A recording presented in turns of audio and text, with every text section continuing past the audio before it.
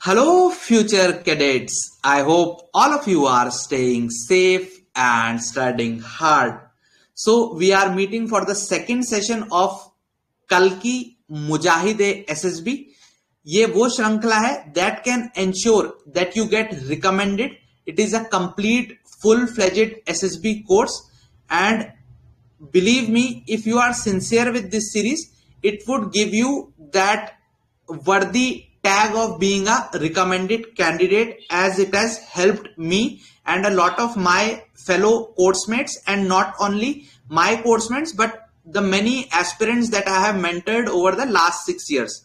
So welcome to Kalki. Those who are new to the session, this is day 2 of Kalki. तो ये जो Kalki series है, this is a complete full-fledged series. ये आपको complete SSB का course है. So right from scratch up to the advance level. So zero से hero बनाने का मादा रखती है कल की सीरीज. आपको कल्कि के मुजाहिद की तरह होना है, जो एक वॉरियर है एसएसबी का, and who would conquer screening, conference, psych, IO, GTO and OLQs, and finally ensure that he comes out as a warrior of victory. So be a Kalki, be a Mujahideen A SSB. So this is day 2. आज हम कुछ और चीजें discuss करेंगे, but उससे पहले अगर आप में से कुछ बच्चे अचंभित हैं कि ये नन्ना मुन्ना बालक कौन है, so this is none other than मी.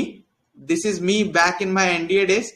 सो हाँ, एनडीए में आप ऐसे ही हो जाते हो, आपको कुछ हवा नहीं चलती है आपके आसपास क्या हो रहा है. So, hi guys, I am Akshay Patola. I am ex-NDA 130th course. I belong to the Charlie Squadron of National Defense Academy. And recently also I have got All India rank 1 in UPSC Central Armed Police Force exam. Apart from that, I have also done engineering.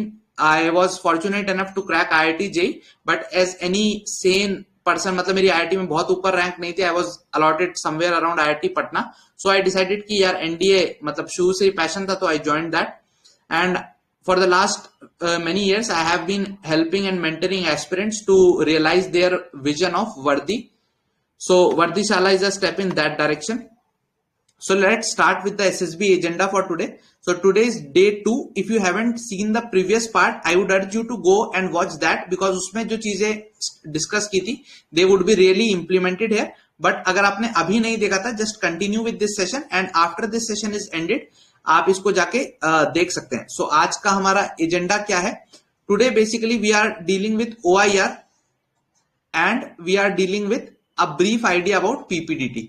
So essentially जो stage 1 होता है आपका SSB का, the stage 1, what is the agenda for today? It is discussing the stage 1 of SSB, जिसको कई बार screening test भी बोला जाता है. छटनी जिसमें एक तरीके से होती है, उस पर चर्चा करेंगे. I would be giving you the idea of what this procedure is, क्या इसके अंदर वेरियस टेस्ट हैं, what are their weightages. उसके बाद मैं ये डिस्कस करूंगा कि how we can ace these tests, how we can improve our performance in these tests, and हम कुछ questions भी प्रैक्टिस करेंगे along the way so that you get a good idea. plus ultimately मैं आपको ये भी बताऊंगा कि कैसे आप इस चीज को लेके आगे प्रैक्टिस कर सकते हैं. ठीक है? ओके, ठीक है. Great. So let's move forward. So this is day 2 of Kalki Mujahide SSB. So सबसे पहले स्क्रीनिंग क्यों इंपॉर्टेंट है? Why is स्क्रीनिंग, या ये जो छटनी है, why is it important? So मैं इसको एक, अगर आपको एनालॉजी के थ्रू समझाना चाहूं तो it is just like a war. ये एक लिटरल वॉर है. इसमें एक लिटरल ब्लड बाथ होता है. This is a literal blood bath. खून की नदियां तो नहीं बहती, लेकिन आंसुओं की नदियां स्क्रीनिंग के रिजल्ट के बाद जरूर बहती हैं. ऐसा क्यों? क्योंकि अगर एसएसबी में 100 लोग अपियर होने आए थे, if 100 people were called for SSB and they appeared for the SSB, hardly 30%, hardly इन 100 में से 30 बंदों को ही स्क्रीन इन किया जाएगा. और अगर आप स्क्रीन आउट हो जाते हैं, then you wouldn't be able to witness the entire 4 day. अगले 4 दिन एसएसबी में क्या होगा वो आपको विटनेस करने का मौका नहीं मिलेगा. दूसरा, स्क्रीन आउट होने का एक और जो बहुत बड़ा that comes as a shock to many people is ये एक तरीके से कई लोगों की ईगो को बहुत ज्यादा हिट करता है, स्पेशली दोज पीपल जो पहले किसी एंट्री में कॉन्फ्रेंस आउट होते हैं, मेरिट आउट होते हैं, या इनफैक्ट किसी और एंट्री में रिकमेंड होके आए होते हैं। सो ऐसा नहीं है कि अगर आप एक बार रिकमेंड हो गए that doesn't give you a birth right कि आप स्क्रीन इन हो जाएंगे। हो सकता है आप एक एंट्री में रिकमेंड होके आए हो एंड इस एसएसबी में आपने अच्छा परफॉर्म नहीं किया, या एसेसर्स को ऐसा लगा आपने अच्छा परफॉर्म नहीं किया एंड यू आर रिजेक्टेड, आपको यहां पे एसएसबी से स्क्रीन आउट कर दिया गया। So this is a big ego hurt कर देता है कई एस्पिरेंट्स की कि यार अभी तो मैं रिकमेंड होके आया था, आज स्क्रीन आउट हो गया। सो इसीलिए पहली चीज इसको एडिक्वेट वैल्यू देनी है, इसको हल्के में नहीं लेना है। This is just like a war, और आपको एंश्योर करना है कि ये जो ब्लड बाथ हो रहा है उसमें आपकी कुर्बानी ना हो। दूसरा एक और जो यहां पे मैं आपके साथ एक चीज शेयर करना चाहता हूं, which is again an analogy जो मैं यूज करता हूं स्टूडेंट्स को एक्सप्लेन करने के लिए कि एसएसबी क्रैक करने के लिए क्या चीज चाहिए। सो एसएसबी क्रैक करने के लिए आपको चेतेश्वर पुजारा भी बनना है और आपको क्रिस गेल भी बनना है। What do I mean by this? आपको चेतेश्वर पुजारा भी बनना है और क्रिस गेल भी बनना है। इसके मायने क्या? Cheteshwar Pujara is a classic test player. Classic test player से मेरे मायने क्या, मतलब उसकी जो क्वालिटी ऑफ बैटिंग है वो आप एक T20 से चेक नहीं कर सकते। You can check only his quality of batting और the kind of batsman he is only in a test match when you give him adequate time to perform। T20 में अगर आप चेतेश्वर पुजारा की बैटिंग स्किल्स को check करो, it might not be the best in the world, but अगर आप इसकी batting का चेक करो in a test match, you would realise that he is one of the most exceptionally well trained classical batsman. So पर issue क्या है, ये time लेता है। ऑल्दो इसमें सारी क्वालिटीज है but they take time to display, these qualities are displayed over a period of time. दूसरे और क्रिस गेल है, मतलब पहली बॉल से ही सिक्सर। अब क्रिस गेल की जो बैटिंग टेक्निक है उस पर काफी लोग क्वेश्चन मार्क रेज कर सकते हैं कि whether this is the right technique और नॉट, but in short period of time, एक बहुत ही लिमिटेड टाइम में वो रिजल्ट दे देता है। एंड अगर आप सिर्फ उतने टाइम में उसकी परफॉर्मेंस को एनालाइज करेंगे, यू वुड से कि इसकी there are no chinks in his armour, मतलब ये तो एकदम ही कंप्लीट बैट्समैन है, इतने बड़े बड़े रन्स मार सकता है। लेकिन वो क्या, लॉन्ग ड्यूरेशन में अगर इसकी परफॉर्मेंस देखेंगे देन कई बार क्वेश्चन मार्क्स निकलेंगे, आपको पता चलेगा there are multiple chinks in his armour. So आपको दोनों चीज होनी है एसएसबी के लिए। The important thing is not just being a Pujara, you also have to be a Chris Gayle, but only being an Chris Gayle wouldn't suffice, you also have to be a Cheteshwar Pujara. तो आपको दोनों चीजें होनी है। अब कैसे इसको हम एसएसबी से लिंक करेंगे?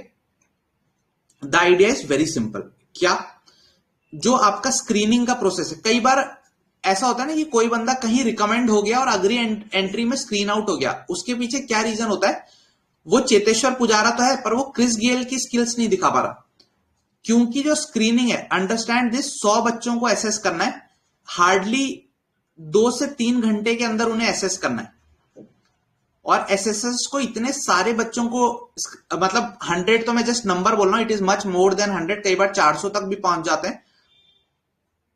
2-3 घंटे के अंदर एसेसर्स को इन्हें एसेस करना है, और इतने ही टाइम के अंदर हार्डली आपको इंडिविजुअल परफॉर्मेंस के लिए 5 मिनट भी नहीं मिलेगा, और जो OIR में टाइम मिला वो अलग।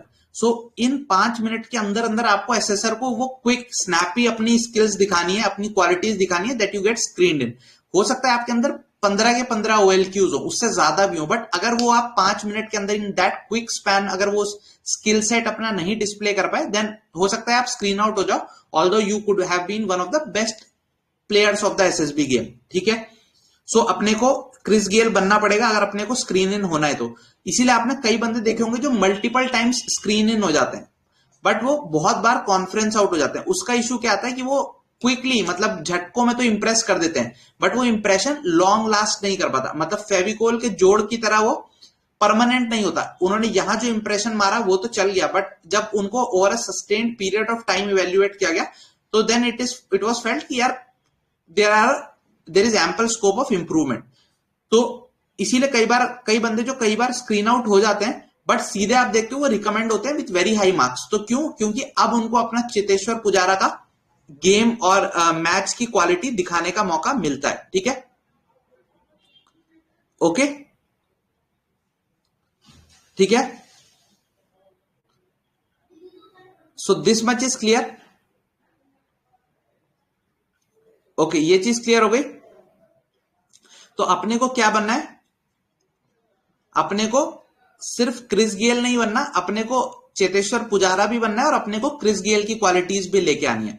सो असेंशियली हमें दो चीजों पे वर्क करना है in our this entire SSB journey. And what are these two things? First is the ability to show our qualities in small window of time.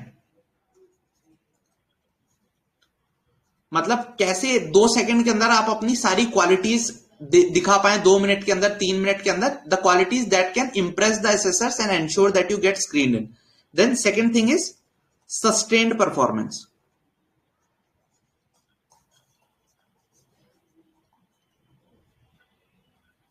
सो इसके लिए मैं एक सिंपल फॉर्मूले की फॉर्म में इसको लिखता हूं। Recommendation is equal to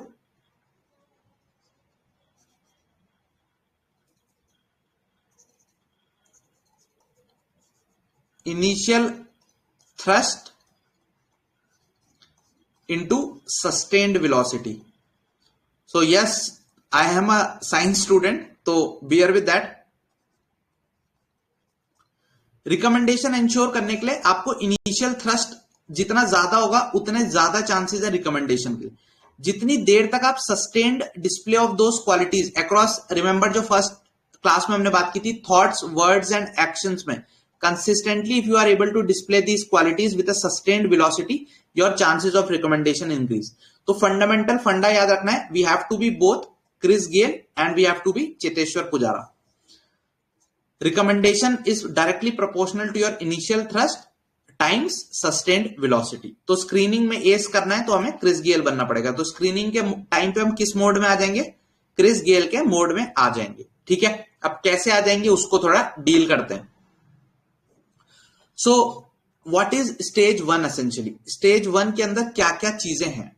so broadly मैंने कल भी आपको बताया था, बट आज हर एक टेस्ट में डीप डाइव करेंगे and we would try to analyse कि कैसे हर एक टेस्ट के मिनूशियस को यूज करके क्या वो वेरियस चीजें हैं, अप्रोचेज हैं जो हम इन टेस्ट में लगा सकते हैं, और मोर इंपॉर्टेंटली कैसे इन पर्टिकुलर टेस्ट के लिए हम प्रिपेयर और प्रैक्टिस कर सकते हैं। तो एसएसबी में जो फर्स्ट टेस्ट आपका होगा that would be your OIR, Officers Intelligence Rating Test. So if I say it has 25% weightage, 1/4 of the weightage is of OIR in your final, whether you would get screened in or screened out. इसमें 25% weightage है OIR का। Next 25% is your PPDT की story. तो what is PPDT? Picture perception and description test, ये मैं आगे describe करूंगा। उसमें जो आपने रिटन स्टोरी लिखी है उसका वेटेज भी 25% है। देन उस स्टोरी का आपने नरेशन कैसे किया, विद इन 1 मिनट आपने उस स्टोरी को पूरे ग्रुप के सामने किस भाव के साथ पढ़ा और उसका क्या इंपैक्ट क्रिएट हुआ, दैट इज नरेशन। तो इसका भी 25% वेटेज है। फाइनली जब आपने अपनी स्टोरी सुना दी और हर एक एस्पिरेंट ने हर एक कैंडिडेट ने अपनी स्टोरी सुना दी, उसके बाद जो चर्चा की गई उस चर्चा को में आपकी अभिव्यक्ति कैसी थी और आपकी अभिव्यक्ति का क्या प्रभाव पड़ा उस चर्चा के नतीजे पे, और उस चर्चा में क्या आप ग्रुप की ओपिनियन को मोल्ड करने में सक्षम हुए, इन्फ्लुएंस करने में सक्षम हुए, इसका चेक होता है आपके ग्रुप डिस्कशन में। इसका भी अगेन वेटेज होता है 25%। सो असेंशियली आप देखो तो ये जो OIR जो एक रिटन टेस्ट है इसका वेटेज है 1/4, rest the entire weightage is of your PPDT का जो ब्रॉड ओवरआर्किंग प्रोसेस है उसका। सो यहां से हमें समझ आना चाहिए OIR इंपॉर्टेंट है एंड पीपीडीटी भी इंपॉर्टेंट है, but PPDT is more important than OIR। Although यहां पे ये सुन के कई लोग तुरंत फिर डिसाइड कर लेते हैं मैं सिर्फ पीपीडीटी की प्रैक्टिस करूंगा, OIR छोड़ दूंगा, और यहां वो कमिट करते हैं the first mistake of their SSB, that is not preparing for OIR। ठीक है, सो फार सो गुड। ठीक है, फर्स्ट वीडियो बेटा ऑलरेडी अपलोडेड है, जो लोग कमेंट्स में पूछ रहे हैं। सो जिनको नहीं पता guys, just as a reiteration, अगर आप ये वीडियो यूट्यूब पे देख रहे हैं वर्दीशाला के चैनल पे, तो ये क्लास लाइव होती है रोज सुबह 8 AM पे। We are having this class on the Telegram channel of Vardishala. So आप कमेंट अभी नीचे डिस्क्रिप्शन में जाएंगे तो टेलीग्राम चैनल का लिंक होगा, उसमें ज्वाइन कर लीजिए। वहां पे आप ये क्लास लाइव अटेंड कर पाएंगे। लाइव क्लास में पार्टिसिपेट करना is always much more beneficial. So moving on to OIR. OIR is what? It is Officers Intelligence Rating Test. इसका आइडिया क्या है? जैसा मैंने आपको बताया था, आपका जो SSB की सक्सेस है, it is a game of two things. First is your IQ and second is your EQ, emotional quotient. तो ये जो IQ का कंपोनेंट है, this is tested in the OIR. Officers intelligence rating के माध्यम से आपका जो एक बेसिक इफेक्टिव इंटेलिजेंस का जो फैक्टर है उसको चेक करने की कोशिश की जाती है। सो होता क्या है एसेंशियली ये टेस्ट? जब आप एसएसबी में जाओगे, पूरा जो बैच है, सपोज उसमें 10 अलग अलग उसको हमने 2 ग्रुप्स में पूरे बैच को डिवाइड कर देंगे। तो सपोज 100 बच्चे ने रिपोर्ट किया एसएसबी के लिए, तो क्या करेंगे, जो वहां पे एसएसआर्स होंगे वो पूरे ग्रुप को 2 भागों में डिवाइड कर देंगे 50-50 के। फिर क्या करेंगे, उनके पास कुछ प्रिंटेड बुकलेट्स होती हैं, they have certain booklets, OIR booklets जिनको बोलते हैं। फिर वो इस ग्रुप को, सपोज ये फर्स्ट वाला जो ग्रुप है, इसको एक पर्टिकुलर काइंड ऑफ बुकलेट दे देंगे, लेट्स से बुकलेट ए दे दी, और सेम टाइम पे इस वाले ग्रुप को दे देंगे बुकलेट बी। फिर जो वहां पे आपके एसेसर्स होंगे वो आपको ब्रीफ करेंगे that this is a test of OIR and it is to test your intelligence. फिर वो आपको बोलेंगे कि इसके अंदर आपको कुछ क्वेश्चंस मिलेंगे जो आपकी IQ टेस्ट करने के लिए है, and then they would say कि आपको ये क्वेश्चंस एक लिमिटेड टाइम में सॉल्व करने। यूजुअली जनरली जो ट्रेंड है 40 से 50 क्वेश्चन होते हैं और टाइम 17 से 22 मिनट के बीच में यूजुअली मिलता है। तो डिपेंडिंग ऑन कौन सा बोर्ड है and what is the difficulty level of the booklet, this is the scenario कि 40 से 50 के बीच में आपको क्वेश्चन मिलेंगे और 17 से 22 मिनट के बीच का, कई बार 25 भी दे देते हैं समवेयर, आपको टाइम दिया जाता है टू अटेम्प्ट दीज क्वेश्चंस। ठीक है, इसमें आपको बोला जाता है कि आपको क्वेश्चन सॉल्व करने, देन जैसे ही आपका टाइम अप होता है, suppose you are given 20 minutes, तो जैसे ही 20 मिनट्स खत्म होंगे, these books would be exchange. तो ये वाली बुकलेट जो आपके यहाँ के हर एक बच्चे को जो ए बुकलेट दी गई थी, उसको आप बी बुकलेट दे दी जाएगी, और जिसपे बी बुकलेट थी उसको आप ए बुकलेट दे दी जाएगी। देन व्हाट वुड हैपन, अब दोबारा से बी वाल इनको अपने क्वेश्चन सॉल्व करने, इनको अपने क्वेश्चन सॉल्व करने, again in the same amount of time. Okay, so this is the basic testing procedure. क्या है वो क्लियर हो गया।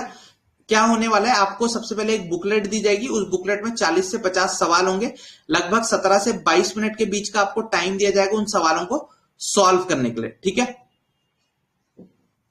Okay, so this much is clear कि टेस्टिंग प्रोसीजर में क्या होने वाला है।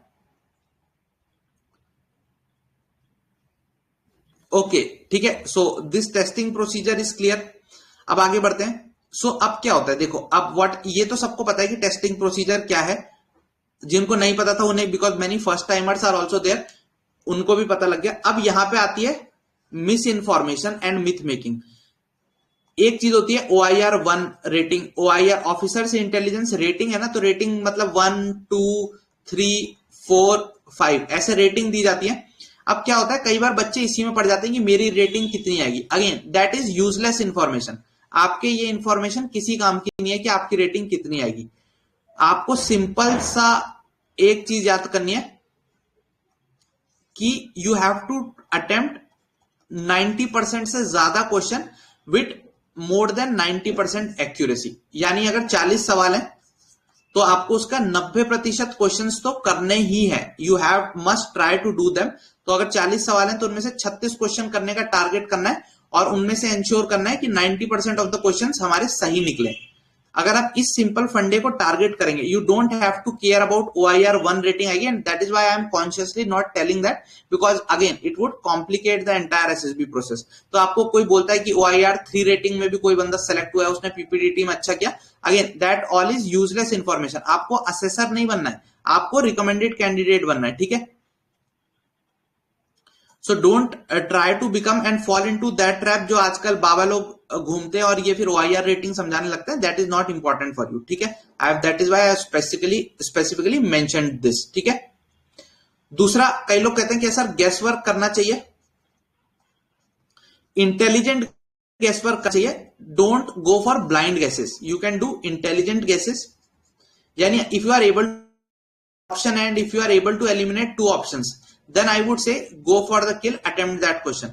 If you are completely clueless and akkad bakkad Bombay बो कर रहे हैं, then it is not a good idea to attempt the questions. Okay, so OIR का सिंपल टारगेट हमने देख लिया, हमें क्या टारगेट रखना है अपने माइंड में, ठीक है। हाँ, हमेशा संजय बिल्कुल सही कह रहे हैं कि एसएसबी में जब OIR अटेम्प्ट कर रहे हो तो ऐसा लगता है कि टाइम कहां जा रहा है वो हमें पता ही नहीं चलता, ठीक है। ऐसा कैप्टन कोई भी बोर्ड नहीं है जहां से आप इजीली रिकमेंड हो जाए। All of this is myth making कि SSB rejection, Allahabad rejection board है और ये रिकमेंडेशन बोर्ड है।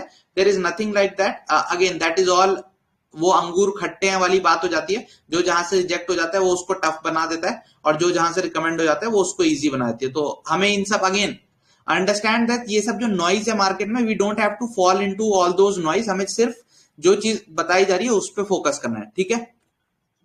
ओके, सो अब एक क्वेश्चन देख लेते हैं। The proof of the pudding lies in eating. तो एक बार क्वेश्चन देख के अटेम्प्ट करते हैं। This is a sample OIR question. इसी तरीके के OIR में क्वेश्चन होते हैं।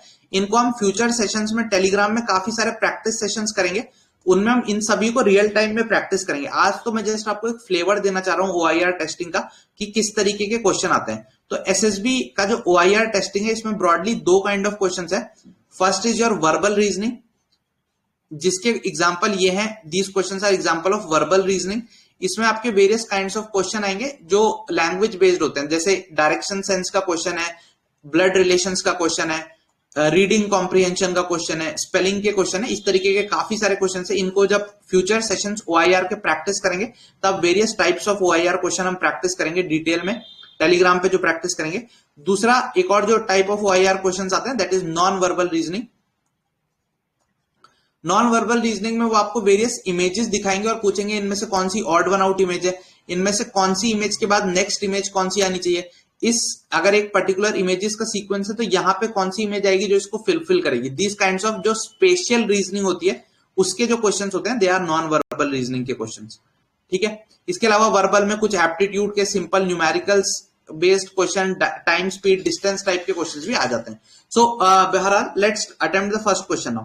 फर्स्ट क्वेश्चन इसको अटेम्प्ट करिए और मुझे आंसर बताइए। I would request somebody from the team to post the poll in the comments.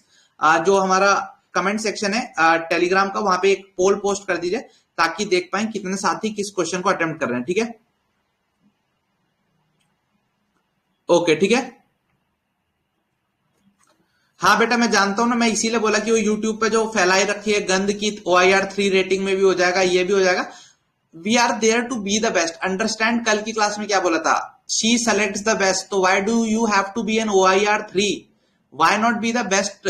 पहले से ही सोच के जाओगे OIR 3 आनी है तो बिल्कुल और भी नीचे ही जाओगे, ठीक है। Aim for the stars, at least you would land at the moon. तो ठीक है, वो जो यूट्यूब में नॉनसेंस चल रही है, just avoid that like plague, ठीक है। यार मैं रिक्वेस्ट करूंगा किसी को टीम से कि वो पोल पोस्ट कर दे कमेंट्स में प्लीज, ठीक है। नहीं, पहले हम ये डायरेक्शन सेंस वाला अटेम्प्ट करेंगे। लेट्स सी कैसा आप लोग अटेम्प्ट करते हैं। I am giving you ample time because अभी पहला क्वेश्चन है। असल में आपको कैसा करना है, आपको with in 1 minute 2 question solve करने की प्रैक्टिस होनी चाहिए। विद इन 1 मिनट 2 क्वेश्चन, इस तरीके का पेस मैनेज करना। ऑब्वियसली जो इंग्लिश के क्वेश्चन होंगे वो कम टाइम में होंगे, जो एप्टी के होंगे, बट इस तरीके का एक आपको ओवरऑल एवरेज लेना चाहिए। सो क्या कह रहा है question, a man walks 4 kilometre towards north, 4 kilometre towards, और पेंसिल से करना होता है, पेन इसमें यूज नहीं करता, ठीक है। 4 kilometre towards north, then he turns right and walks 7 kilometre,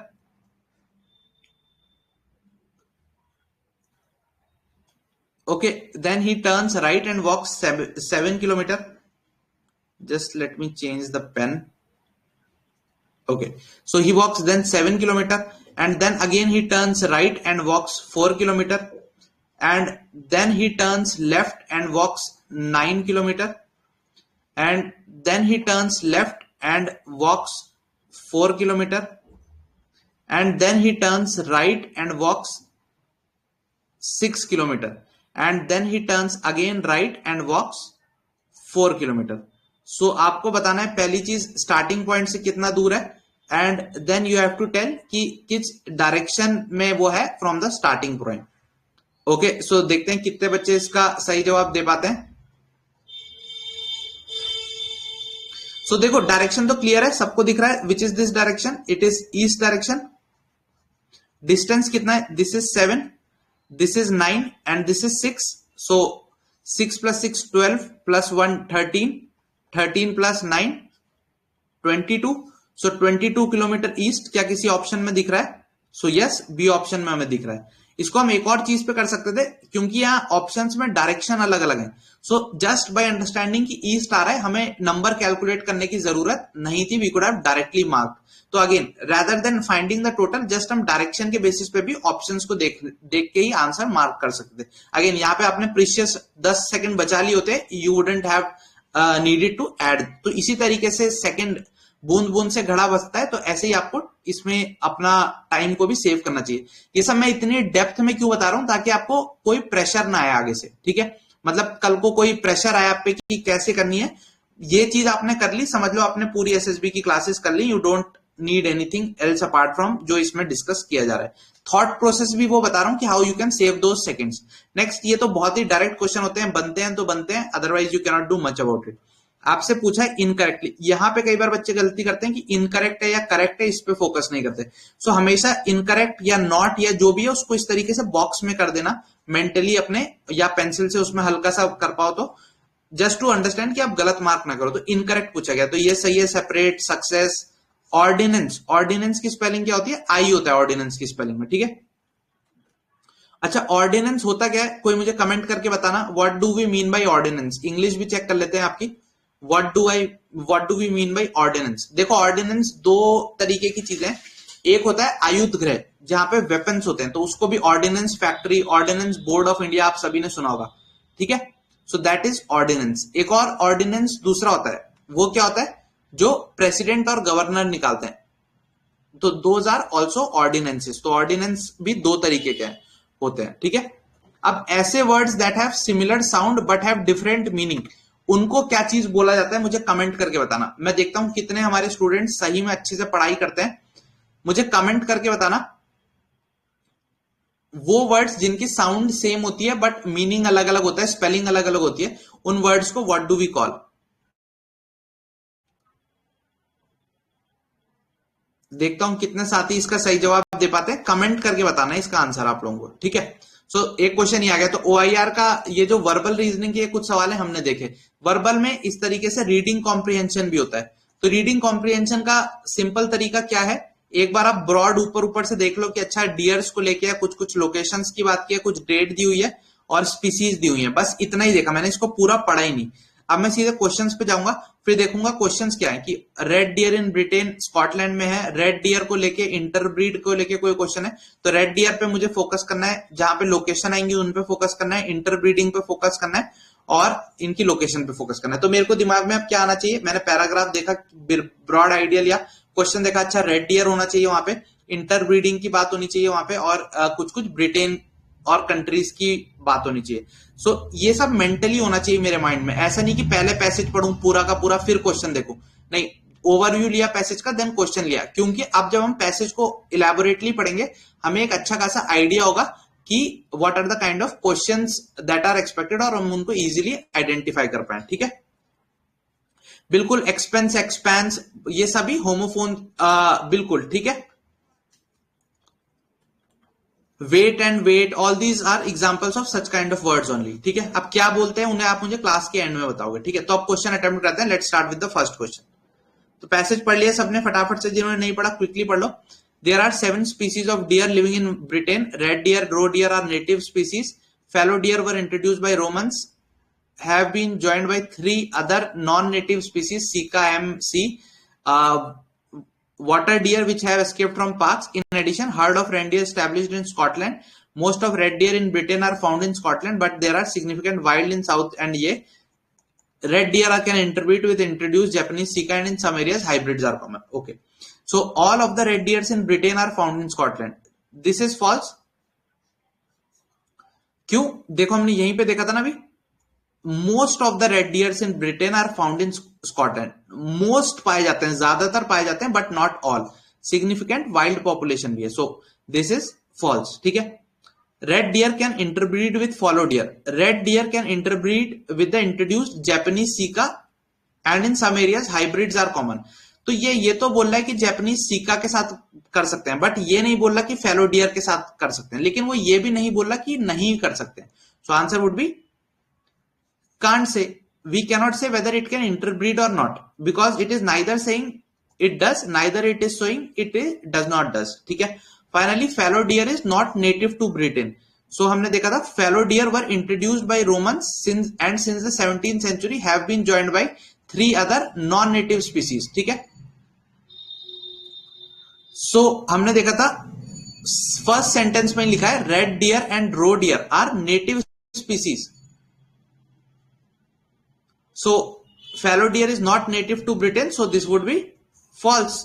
okay, sorry, fallow deer, so this is not red deer, I thought it is red deer, sorry. So fallow deer kahan gaya? Fallow deer were introduced by the Romans, so they are not native. Yes, they are not native, they were introduced from the outside, so this is true, ये true हो जाएगा। ठीक है, sorry for that, I is red deer। तो ये भी कई बार होता है उसमें, again this is again a lesson for you कि ऐसी mistake हो जाती है when we are not attentively reading। तो इसीलिए it is very important to read the passage with attention, these are free marks, ये एकदम फ्री के मार्क्स है। ठीक है, okay, so this is clear. ठीक है, सो दिस इज क्लियर, ये क्लियर हुआ। आई होप ये सबने अटेम्प्ट किया। Great guys, if you are able to solve this, let's move forward now. Now let's move to non verbal reasoning. Non verbal reasoning में क्या होता है, आपको कुछ इमेजेस दी जाती है और उसमें वेरियस टाइप्स ऑफ क्वेश्चन। कई बार होता है कि मिसिंग पार्ट को फिल करिए, कई बार बोला जाता है कि सीरीज में नेक्स्ट चीज क्या आएगी। So let's try to attempt these two question. Let's attempt the first one first. ये आपको कुछ एक श्रृंखला दी गई है, आपको बताना है नेक्स्ट फिगर क्या आएगी। सो अगेन ट्राई टू सी एक चीज कि यहाँ पे अंदर shaded unshielded shaded unshielded shaded unshielded आनी चाहिए, बट सारे ही ऑप्शंस में अनशेडेड है, so this is not leading us anywhere. Now let's think कि और क्या हो रहा है। जो सबसे अंदर फिगर है दैट इज गेटिंग डिलीटेड, जो शेडेड है, तो यहाँ पे रेक्टेंगल है, it got deleted.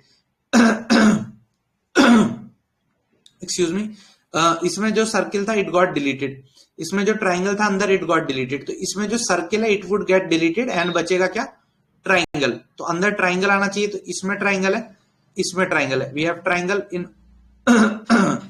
Only 2 options. ठीक है, अब नेक्स्ट आउटर में देखें तो 2 बार ट्राइंगल रहा, 2 बार सर्किल रहा, तो अब 2 बार आना चाहिए स्क्वायर, तो D is going to be the correct answer. ठीक है, so I hope thought process सबके समझ आ रहा है। आज मैं आपको टाइप्स ऑफ क्वेश्चन बता रहा हूं, इसीलिए मैं इतने इलेबोरेटली बता रहा हूं, बिकॉज कल से जब हम प्रैक्टिस करेंगे ना इनकी, तब इनको एकदम बुलेट ट्रेन की स्पीड से प्रैक्टिस करेंगे। ठीक है, ओके, तो ये वाला क्लियर हो गया। Let's attempt the next question now. ये तो बहुत ही हलवा क्वेश्चन है, मतलब इसमें बस आपको बताना है यहां पे फिलिंग द ब्लैंक में कौन सी चीज आएगी। So which figure would be able to complete this thing. So बिल्कुल जस्ट अंडरस्टैंड, यहां पे ये आएगा, यहां पे डायगोनली ये चीज आएगी, तो ये सिर्फ एक ही ऑप्शन में, and this option is this, so again D is going to be the correct answer। ठीक है, ओके है इतनी चीज सबको, इतना ओके है सबको, इसमें कोई डाउट शंका दुविधा है तो बताओ। तो OIR में हमने देख लिया क्या है। हमें 2 बार बुकलेट सॉल्व करनी है।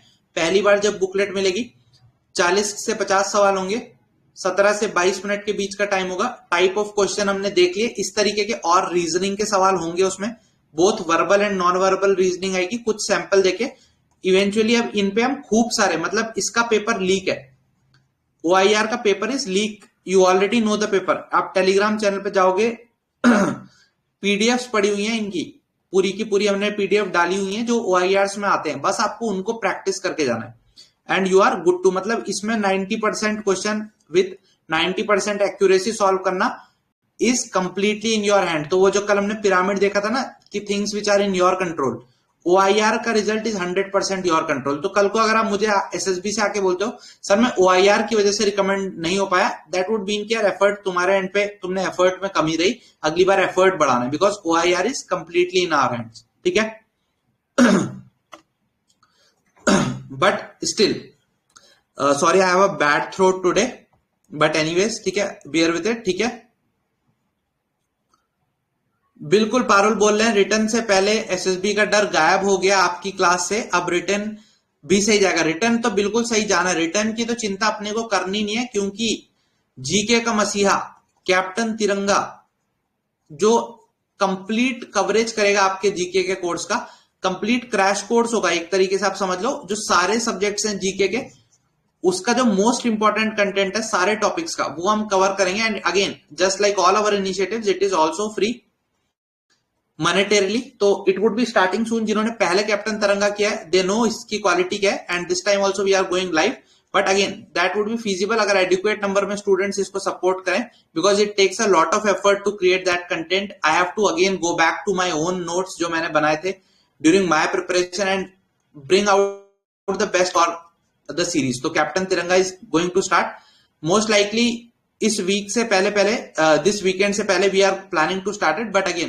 Please show the love and support that we need for Tiranga to be there. आप में से हर एक बच्चा अगर 10 बच्चों के साथ भी हमारे सोशल मीडिया हैंडल्स को शेयर करता है, this dear viewer is an appeal from my side to you, because to produce all this content takes some effort from my side and from the team that is working on this selflessly. So we would really appreciate if you share the content with at least 10 friends or 10 groups that you are a part of, so that we can get maximum people to benefit from this. Okay, so that was a message from my side. Okay, so now let's move on to the content. But फिर भी कई बार बंदे OIR में sadly अच्छा perform नहीं कर पाते। So हमें किन चीजों से बचना है और किन चीजों को माइंड में रखना है when doing OIR and when preparing for it. So do's and don'ts for OIR। First important चीज है, सेल्फी मैंने ले ली आज, don't be this person, don't be a Dhinchak Pooja. क्या हुआ इस बिचारी के साथ, इसको लोगों ने बोल दिया बेटा गा तो कोई भी सकता है और तू तो माशाल्लाह बहुत अच्छा गाती है। बस इसने इस चीज को दिल पे ले लिया कि गा तो कोई भी सकता है और मैं भी गा सकती हूं, और इसने गाना शुरू कर दिया। दुनिया में आपको हजारों लोग बोलेंगे अरे OIR तो हलवा है, OIR तो मैं देख के ही नहीं गया था, उनको चमत्कार को नमस्कार और आगे बढ़ जाओ। ठीक है, उनके लिए OIR आसान हो सकता है, अपने ये अज्यूम नहीं कर लेंगे कि OIR हमारे लिए भी आसान है। अपने ये चीज कब अज्यूम करेंगे OIR आसान है या डिफिकल्ट है, जब हम रेगुलरली 3 बार कंसिस्टेंटली 3 प्रैक्टिस सेट OIR के रियल टाइम में 90% एक्यूरेसी के साथ 90% क्वेश्चन सॉल्व कर पाए।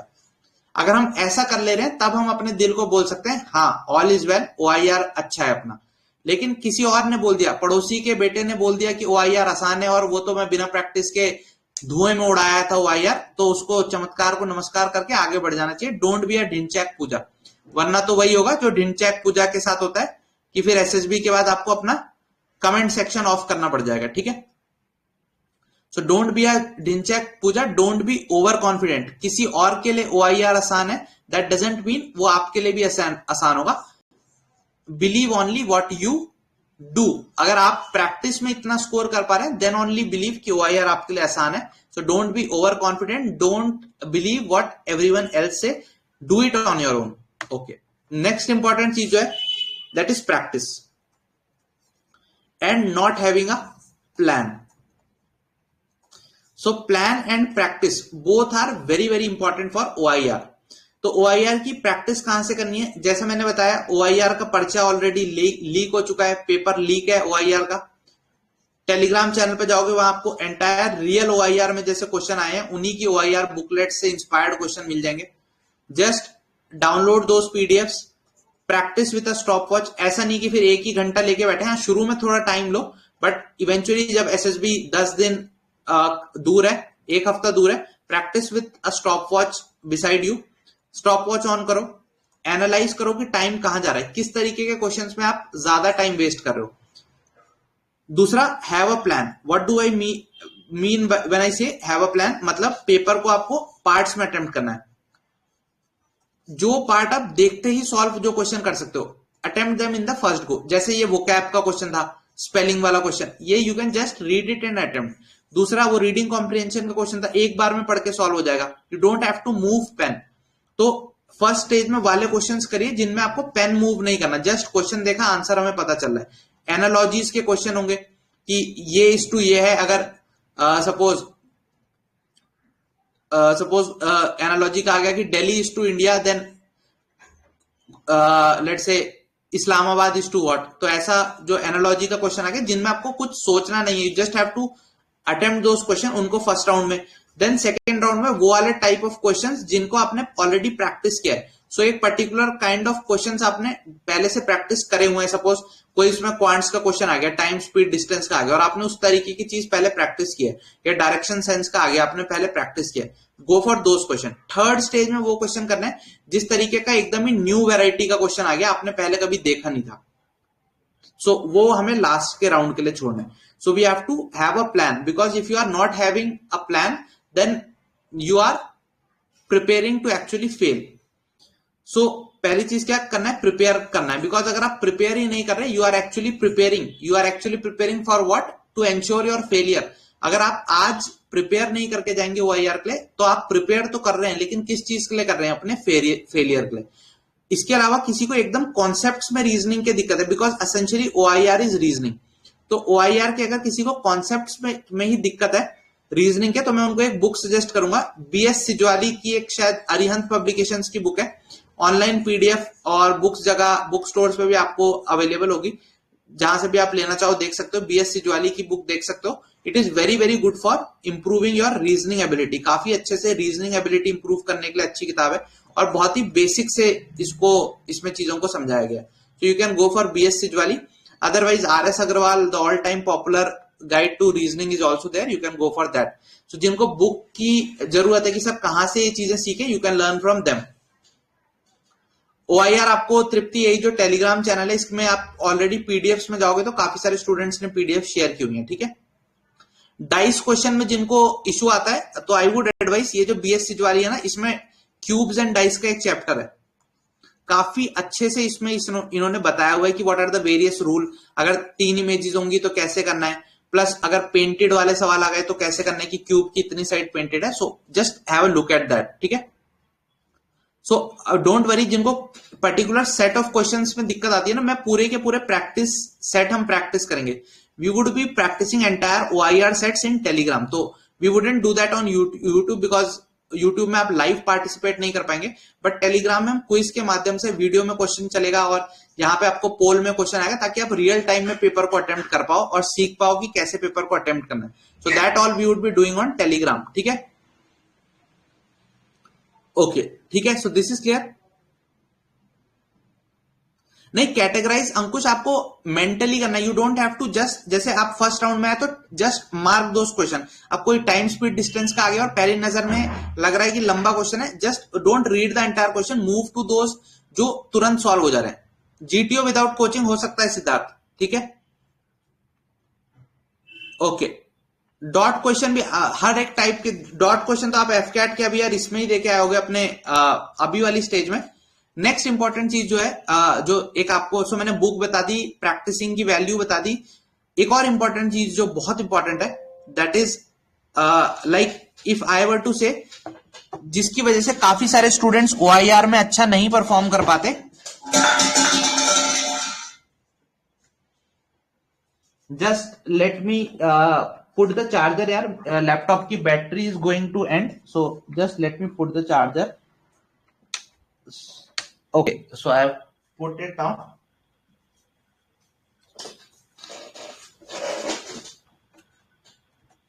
Okay, ठीक है।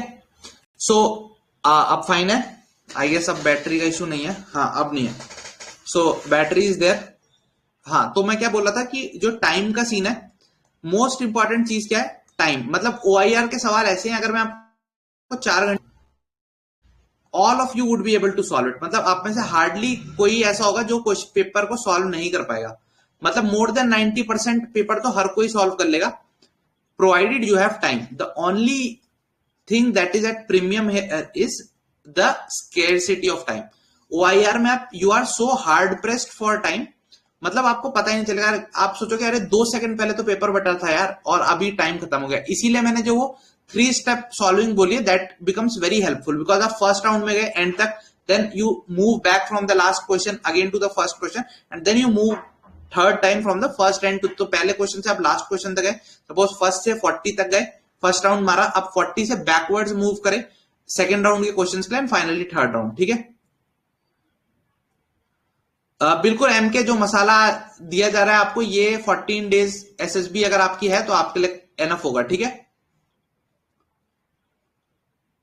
ओके ठीक है, सो दैट्स ग्रेट। ठीक है, सो टाइम की इंपॉर्टेंस समझ गए, और ये टाइम की वैल्यू कैसे आएगी, टाइम की वैल्यू उसी को आएगी जो स्टॉप वॉच लेके प्रैक्टिस करेगा। अब ये सब आप, मैं बोल रहा हूं ये सब आपको करना है। देखो सुनते सब है, करते जो है रिकमेंड वही होते हैं। तो आप बोलेंगे सर इतने बच्चे क्लास देख रहे हैं, हर कोई रिकमेंड होगा? Answer is no. जो इन विचारों को अमली जामा पहनाएगा वही वर्दीशाला का वर्दी छात्र कहलाएगा। ठीक है, so those who actually implement these suggestions would be the one who are benefiting from it. हम अपने एंड से क्या कर सकते हैं, हम आपको लाइव प्रैक्टिस करा सकते हैं, ताकि कई बच्चे जो सिटिंग नहीं कर पाते उनके लिए it is like a hand holding. So OIR में क्या करना है, कोई रेटिंग 1 2 3 उस चक्कर में अपने को नहीं पढ़ना, सिंपल सा टारगेट रखना है, 90% ऑफ द बुकलेट अटेम्प्ट करनी है with 90% accuracy, and we are good to go in our OIR. What is the type of questions we have seen and what is the procedure we have seen. Now the thing that accounts for 75% of the chance or 75% of the weightage in ensuring that you get recommended, that is what, that is your PPDT, picture perception and description test. अब ये क्या बला है, सो नाम से clear है, picture perception and description test. यानी आपको एक चित्र दिखा दिया जाएगा, उसको आपको परसीव करना है। परसीव यानी किसी चीज को ऑब्जर्व करना है, it is not just seeing. Perceive मतलब आपने उसको देखा, दिमाग में उसकी एक इमेज बनाई और उसके बेसिस पे कुछ इन्फरेंस निकाले। सो परसेप्शन की जो लॉजिकल नेक्स्ट स्टेज होती है दैट इज इन्फरेंस। तो यहां पे पिक्चर परसेप्शन में क्या है, आपके सामने एक इमेज आई, उसको आपके सेंस ऑर्गन्स के थ्रू आपने परसीव करा, देन उस परसेप्शन के बेसिस पे आपने कुछ चीजें ऑब्जर्व की मेंटली उस इमेज के बारे में, उन ऑब्जर्वेशंस के बेसिस पे आपने कुछ इन्फरेंस निकाले, कुछ निष्कर्ष निकाले। This is the process of perception. Essentially जब आप फिलॉसफी पढ़ोगे उसमें आप देखोगे there is this theory of perception जो बोलती है कैसे परसेप्शन होता है, बट नॉट इंपॉर्टेंट अभी। सो परसेप्शन में बेसिकली हमने देखा क्या, हमारे सामने कुछ चीज आई, उससे हमने मेंटली अपने दिमाग में कुछ इमेज बनाई। सपोज आपके सामने राखी सावंत आई, ठीक है, राखी सावंत आ गई, फिर आपने क्या हुआ, देखा, तो पहली स्टेज देखा। दूसरा क्या, आपने उसको ऑब्जर्व किया। अब जो आप में से शैतान बच्चा होगा वो मैं समझ रहा हूं क्या ऑब्जर्व कर रहा होगा उसका, जो आप में से अच्छा बच्चा होगा वो क्या ऑब्जर्व कर रहा होगा, मुझे डाउट है कि उसके में क्या ऑब्जर्व कर रहा होगा। फाइनली ऑब्जर्व किया, अब उसके बाद थर्ड स्टेज पे क्या करोगे आप, ऑब्जर्व किया, अब आप इन्फर करोगे, अच्छा इसने कुछ तो आर्टिफिशियल है, यहाँ पे मामला गड़बड़ है, और ये बाल ब्राउन कैसे हैं, अच्छा तो मतलब इसने सलून गई होगी, लेकिन क्या इस पे इतना पैसा है कि ये सलून अफोर्ड कर पाए। तो फिर आप ये सब क्या कर रहे हो, all of this is again inference. तो ये जो पूरा एंटायर 3 स्टेप प्रोसेस है, ये 3 स्टेप आपको पीपीडीटी में परसेप्शन में करना पड़ता है। Then whatever you have perceived, observed and inferred, इसको आप डिस्क्राइब करते हो। इसको आप कागज, कलम और दवात की मदद से कागज की एक कोरे कागज पे एक्सप्रेस करते हो। उसके बाद इसको आप वर्बली भी एक्सप्रेस करते हो। क्यों, हमने देखा था जो चीज हमने थॉट्स में बोली है उसकी कंसिस्टेंसी हमें वर्ड्स में भी दिखानी है, और फाइनली उसकी कंसिस्टेंसी हमें अपने एक्शंस में भी दिखानी है। ये हमने देखा था ना, थॉट्स, वर्ड्स एंड एक्शंस में कंसिस्टेंसी होनी चाहिए क्वालिटीज को डिस्प्ले करते टाइम। सो डिस्क्रिप्शन में क्या, अब जो हमने कागज में लिखा वही चीज हमारी वर्बली भी निकल के आनी चाहिए in our narration and group discussion. So this is the entire PPDT का ब्रॉड आइडिया कि क्या गेम चल रहा है, ये पूरा मसला क्या है। ठीक है, ओके, तो पूरा मसला क्लियर हो गया, मसला क्लियर है सबको। प्रचंड बेटा विनय करंट अफेयर्स की सीरीज है, और वो आपके एग्जाम एनडीए और एफकैट के सीएपीएफ के एग्जाम से लगभग 15 दिन पहले आ जाएगी, ताकि आप एंड में करंट अफेयर्स करो। और वो सिर्फ उतना ही करंट अफेयर्स करना है, आजकल रोज 1-1 घंटा करंट अफेयर्स की प्रेशर बनाने वाली वीडियोस में वेस्ट मत करना, हम्बल एडवाइस। ठीक है, ग्रेट। सो पीपीडीटी का हमने देखा। इसके टेस्टिंग प्रोसीजर की बात करूं तो हमने देखा था first was writing the story, इसका कितना वेटेज था, 25% in the overall. Second was narration, उसको नरेट करना, एक बड़े ग्रुप के सामने उसको सुनाना। सो अगेन इसका वेटेज कितना था? 25%। फाइनली जो ग्रुप डिस्कशन का वेटेज था उसका कितना था? 25% weightage. So this is the PPDT का test, picture perception and description test. ठीक है, इसमें क्या होता है, तीनों असेसर्स आपके बैठे होते हैं। सो एसेंशियली ये जो तीनों असेसर बैठे हैं ना, there would also be the group testing officer, there would also be the interviewing officer, and there would also be the psychologist. All the three main assessors जो आपके एसएसबी में involve होते हैं, तीनों असेसर्स इस टेबल पे बैठे होते हैं। जितने भी कैंडिडेट्स हैं उन सबको इस तरीके से एक सेमी सर्कुल की शेप में बैठा दिया जाता है in the ascending order of their chest number, यानी chest number 1, chest number 2, chest number 3, so on and so forth, chest number up to let's say 10। ठीक है, इनको इस तरीके से बैठा दिया जाता है एंड देन इमेज दिखाई जाती है यहां बोर्ड पे। All of them are required to write their story. फिर चेस्ट नंबर 1 से नरेशन को स्टार्ट किया जाता है। तो चेस्ट नंबर 1 ने जो भी अपनी स्टोरी लिखी होगी वो उसको पढ़ के सुनाएगा या बोल के सुनाएगा। आई वुड प्रिफर कि देखने से ज्यादा वो बोल के सुनाए, आई कॉन्टैक्ट बनाए, और ये सब कैसे करना है ये मैं आगे डिस्कस करूंगा और प्रैक्टिस हम टेलीग्राम पे करेंगे। सो इसने सुनाया, जैसे ही इसका नरेशन कंप्लीट होगा सेकंड वुड स्टार्ट। तो ये ऐसा बोलेंगे नहीं कि अब अगला सुनाओ, जैसे ही इसने खत्म किया नेक्स्ट वुड स्टार्ट, जैसे ही इसने खत्म किया next would start, eventually it would come on like this. और जैसे ही 10th बंदा खत्म करेगा द जीडी वुड स्टार्ट। तो ऐसा नहीं होगा कि ये बोलेंगे okay gentleman now let's start the group discussion, जैसे ही 10th बंदे ने खत्म किया द जीडी शुड स्टार्ट। ठीक है, सो आपको किसी सिग्नल के लिए वेट नहीं करना कि हमें सिग्नल मिलेगा तब हम करेंगे। याद करो एक ऑफिसर लाइक क्वालिटी थी self initiative. You don't have to necessarily wait for signals always. Self initiative again it shows कि जैसे ही खत्म हुआ you were the first to jump in on the opportunity. Again a display of officer like quality here. ठीक है, सो PPD का जो 75% weightage है वो क्यों है और 25% किस किस स्टेज का वेटेज है वो सबको समझ आ गया। तृप्ति आप कल का सेशन देख लेना, कल का यूट्यूब पे जो सेशन है उसमें बहुत डिटेल में डिस्कस किया इस चीज को लेके। ठीक है, सिद्धार्थ इसी सीरीज में जीटीओ पे भी सेशन आएंगे। ठीक है, okay, so let's start with a sample now. Let's start with a sample. ये आपको एक इमेज दिखाई है मैंने, आई होप सबको इमेज स्क्रीन पे दिख रही हो। तो ऐसे ही इमेज कई बार दिखाई जाती है, कई बार थोड़ी सी धुंधली इमेज, हेजी सी इमेज दिखाई जाती है। ये इमेज ब्लैक एंड व्हाइट होती है तो कलर्ड फोटो नहीं दिखाई देगी, ऐसी ब्लैक एंड व्हाइट होगी। कई बार ये काफी धुंधली होगी, इट वुड बी ये जैसे काफी क्लियर है, कई बार इससे भी धुंधली इमेज होगी। इमेज आपको 30 सेकंड के लिए दिखाई जाएगी और इस 30 सेकंड के अंदर आपको उस इमेज को अपने माइंड के अंदर रजिस्टर करना है। फिर उसके बाद आपको एक particular kind of box sheet भरवाई जाती है which is like this picture जो है। उसके बाद आपको इस तरीके से बॉक्स की एक शीट में कुछ चीजें एक्सप्रेस करनी होती है। क्या क्या? सपोज आपको जो जो उसमें कैरेक्टर्स दिख रहे हैं, कैरेक्टर्स यानी टोटल आपको कितने कैरेक्टर्स दिख रहे हैं उसमें, तो नंबर ऑफ कैरेक्टर्स, उनकी एज, अंदाजन एज कितनी है, वो एज कितनी लग रही है, उनका जेंडर क्या लग रहा है आपको, और फाइनली उनका मूड क्या लग रहा है, किस तरीके का मूड है, क्या वो एक हैप्पी मूड में है, क्या वो एक सैड मूड में है, क्या वो एंग्री है, कैसा उनका मूड है, जेंडर क्या वो मेल है, क्या वो फीमेल है, क्या वो ट्रांस, तो वैसे होते नहीं है इन कोर्सेज में, इमेजेस में, but anyways that's the story for some other day. Their age मतलब बॉल पार्क फिगर की अराउंड 30, मतलब, लेकिन ऐसा नहीं होना चाहिए कि सपोज ये अंकल है और इनको आप लिख दो ये तो 5 साल के हैं, then again that would show कि रियली मतलब इसकी जो इफेक्टिव इंटेलिजेंस और जो सोशल इफेक्टिवनेस वाली बात है वो वीक है, क्योंकि ये मतलब बंदे को देख के उसकी उम्र ही नहीं पहचान पा रहा। सो इसका एक मतलब बॉल पार्क फिगर में लगभग रेंज समझाई जानी चाहिए।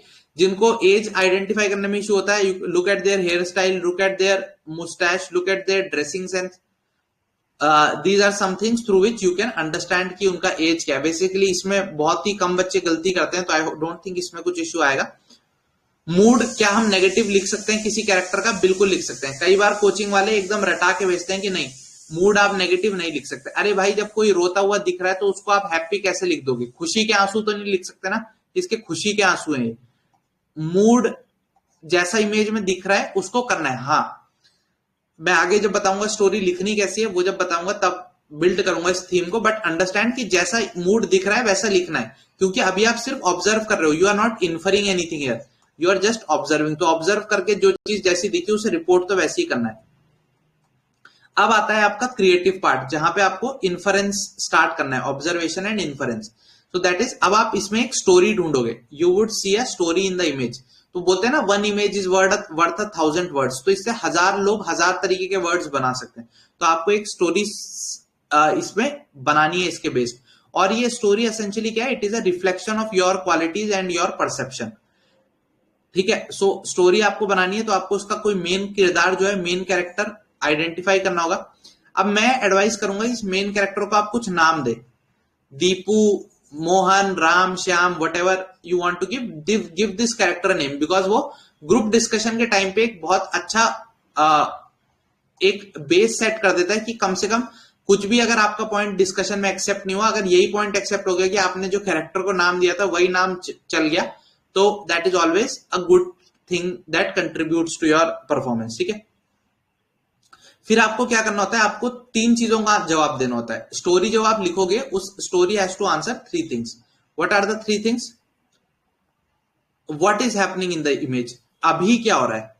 फिर आपको क्या होना चाहिए, why is this happening, और how have things come to this position, उसका past क्या था। तो you have to describe its past, अभी क्या हो रहा है, you have to describe its present, and finally what do you think is going to happen next, what is the future, or what do you see this eventually translating into। ठीक है, so story जो होगी उसमें आप इसका past बताओगे या इसका रीजन बताओगे कि क्या हो रहा है, then you would describe what is happening in the present, and finally आप इसका फ्यूचर बताओगे कि इसमें क्या होने वाला है। और इमेज तो आपको सिर्फ 30 सेकंड के लिए दी गई, उसके बाद इमेज आपसे हटा दी जाएगी, then you would be given time to write the story. So अब आपको एक स्टोरी लिखनी है, ठीक है, एंड अबाउट 3 मिनट्स मिलते हैं। थोड़ा सा आप मान लो तो 3.5 मिनट हो जाता है, रेयरली 4 मिनट तक जा पाता है, बट 3 मिनट में अपने को प्रैक्टिस करना है। ठीक है, कि 3 मिनट के अंदर हम ये स्टोरी कंप्लीट कर पाए। ठीक है, नंदलाल ऐसे नाम मत देना बेटा, जो बोलने में वहां पता चला आपकी एसएसबी पड़ी बैंगलोर और वहां जनरली ज्यादातर बंदे आए साउथ इंडियन, और आप फिर वहां पे आप नंदलाल या ऐसा कोई नाम दे दो जो उधर के लिए उतना फेमिलियर नहीं है। So again try to be street smart, जैसा देश वैसा भेष। तो जहां के बंदे आपको ज्यादा लग रहे हैं उस तरफ का नाम यूज करोगे तो इजी रहेगा उस नाम को एक्सेप्ट कराना। ओके,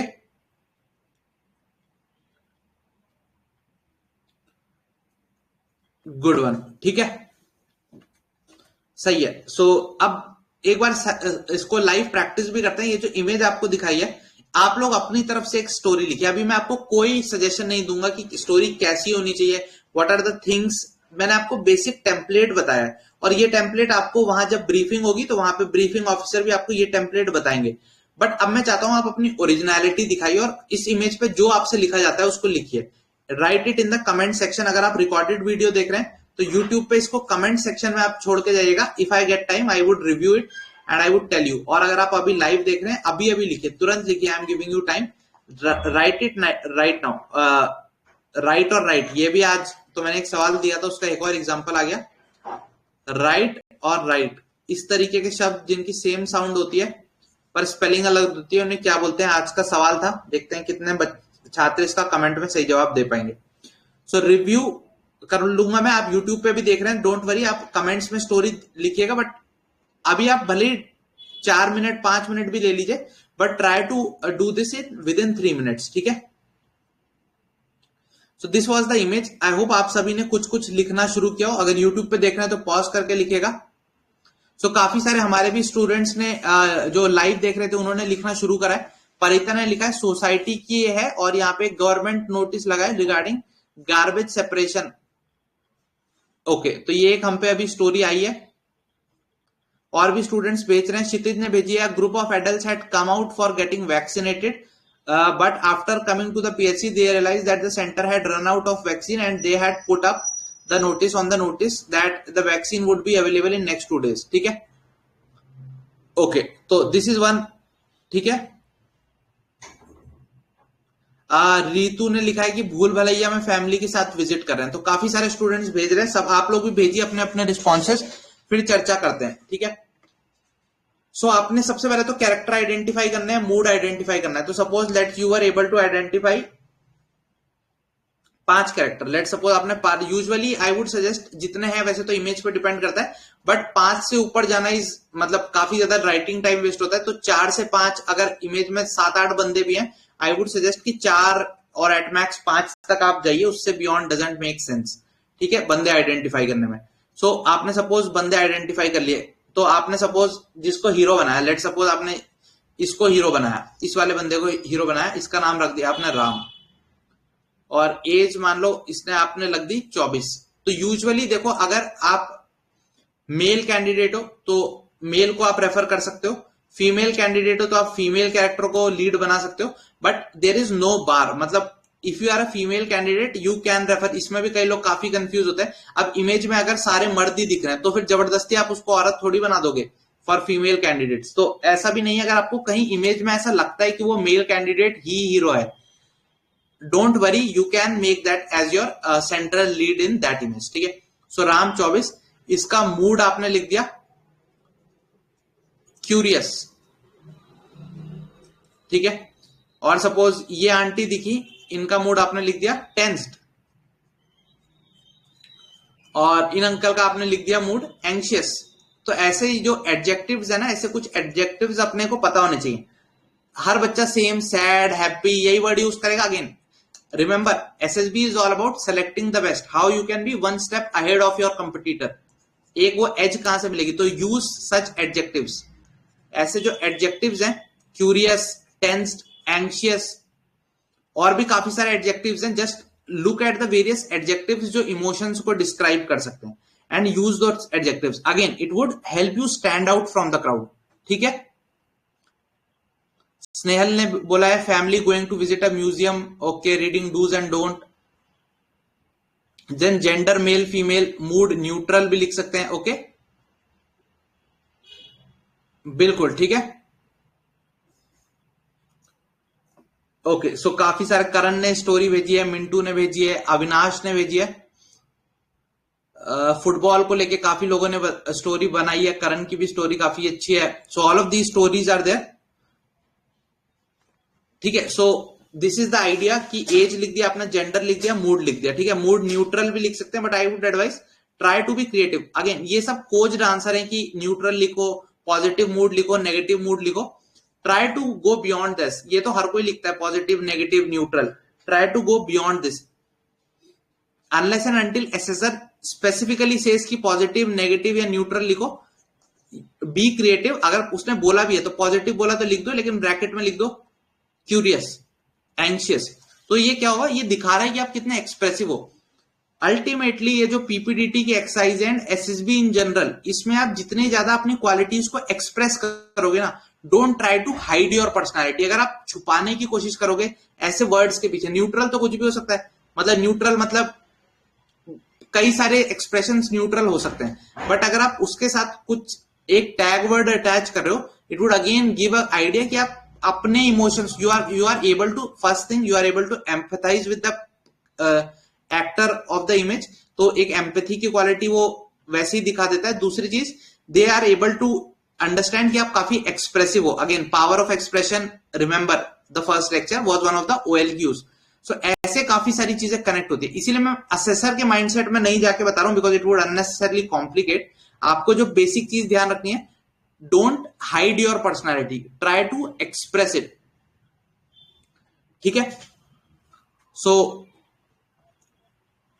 हिंदी में मत लिखना यार। कैप्टन हिंदी में स्टोरी पोस्ट किया, हिंदी की story they don't allow sadly this. अभी तक एसएसबी जो बोर्ड्स हैं they are English dominated, so Hindi they try to avoid. So even वो अगर आप नरेशन में भी बीच बीच में हिंदी पे जाओगे तो दे वुड पुश यू कि यार इंग्लिश में ट्राई करो, इंग्लिश में ट्राई करो। ठीक है, ओके ठीक है। सो अब स्टोरी बनाने में किन किन चीजों को ध्यान रखना चाहिए। ठीक है, what are the do's and don'ts while writing the story? Again, these are broad general principles. ये broad general principles हैं that one needs to keep in mind. इसमें भी आप innovation यूज करिए। इसमें मैं आपको काफी सारी innovations बताऊंगा जो आप implement करेंगे, they would again add value to your content. और ये innovation ही है essentially that gets that recommended tag. ठीक है,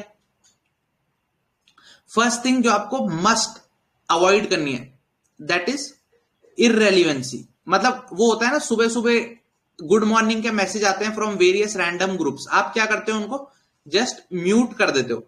वाई? बिकॉज हो सकता है आप रात भर सोए नहीं हो और सुबह उठ के देखते हो तो लोग गुड मॉर्निंग भेज रहे हैं, या किसी के यहाँ कल एग्जाम में फेल हो गए, सुबह मैसेज आ रहा है गुड मॉर्निंग।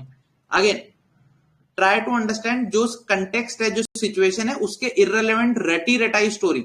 स्पेशली ये उन बच्चों के साथ होता है जो कोचिंग से रट के आते हैं, तो उन्हें कोचिंग वालों ने 10-20 तरीके की इमेजेस दिखा के प्रैक्टिस कराई होती है, फिर हर के लिए कि अच्छा ये लड़का, अब मैं बताता हूँ क्या इररिलेवेंट स्टोरी होती है। ये लड़का कई सालों से एसएसबी दे रहा था, फिर इसके नोटिस बोर्ड में गया तो यहाँ एनसीसी का नोटिस था और इसमें लिखा था कि नई भर्ती आई है एनसीसी की एंट्री से फौजियों की, तो इसके मम्मी पापा, इसने अपने मम्मी पापा को प्रण दिया कि मैं एनसीसी में रिकमेंड होकर दिखाऊंगा। अगेन ऐसा मतलब ये आप एक तो इतने सारे कैरेक्टर्स और कंटेक्स्ट को मिस कर रहे हो, ठीक है, और ये क्लियरली दिखा रहा है कि ये रटी हुई कोच्ड अप स्टोरी है।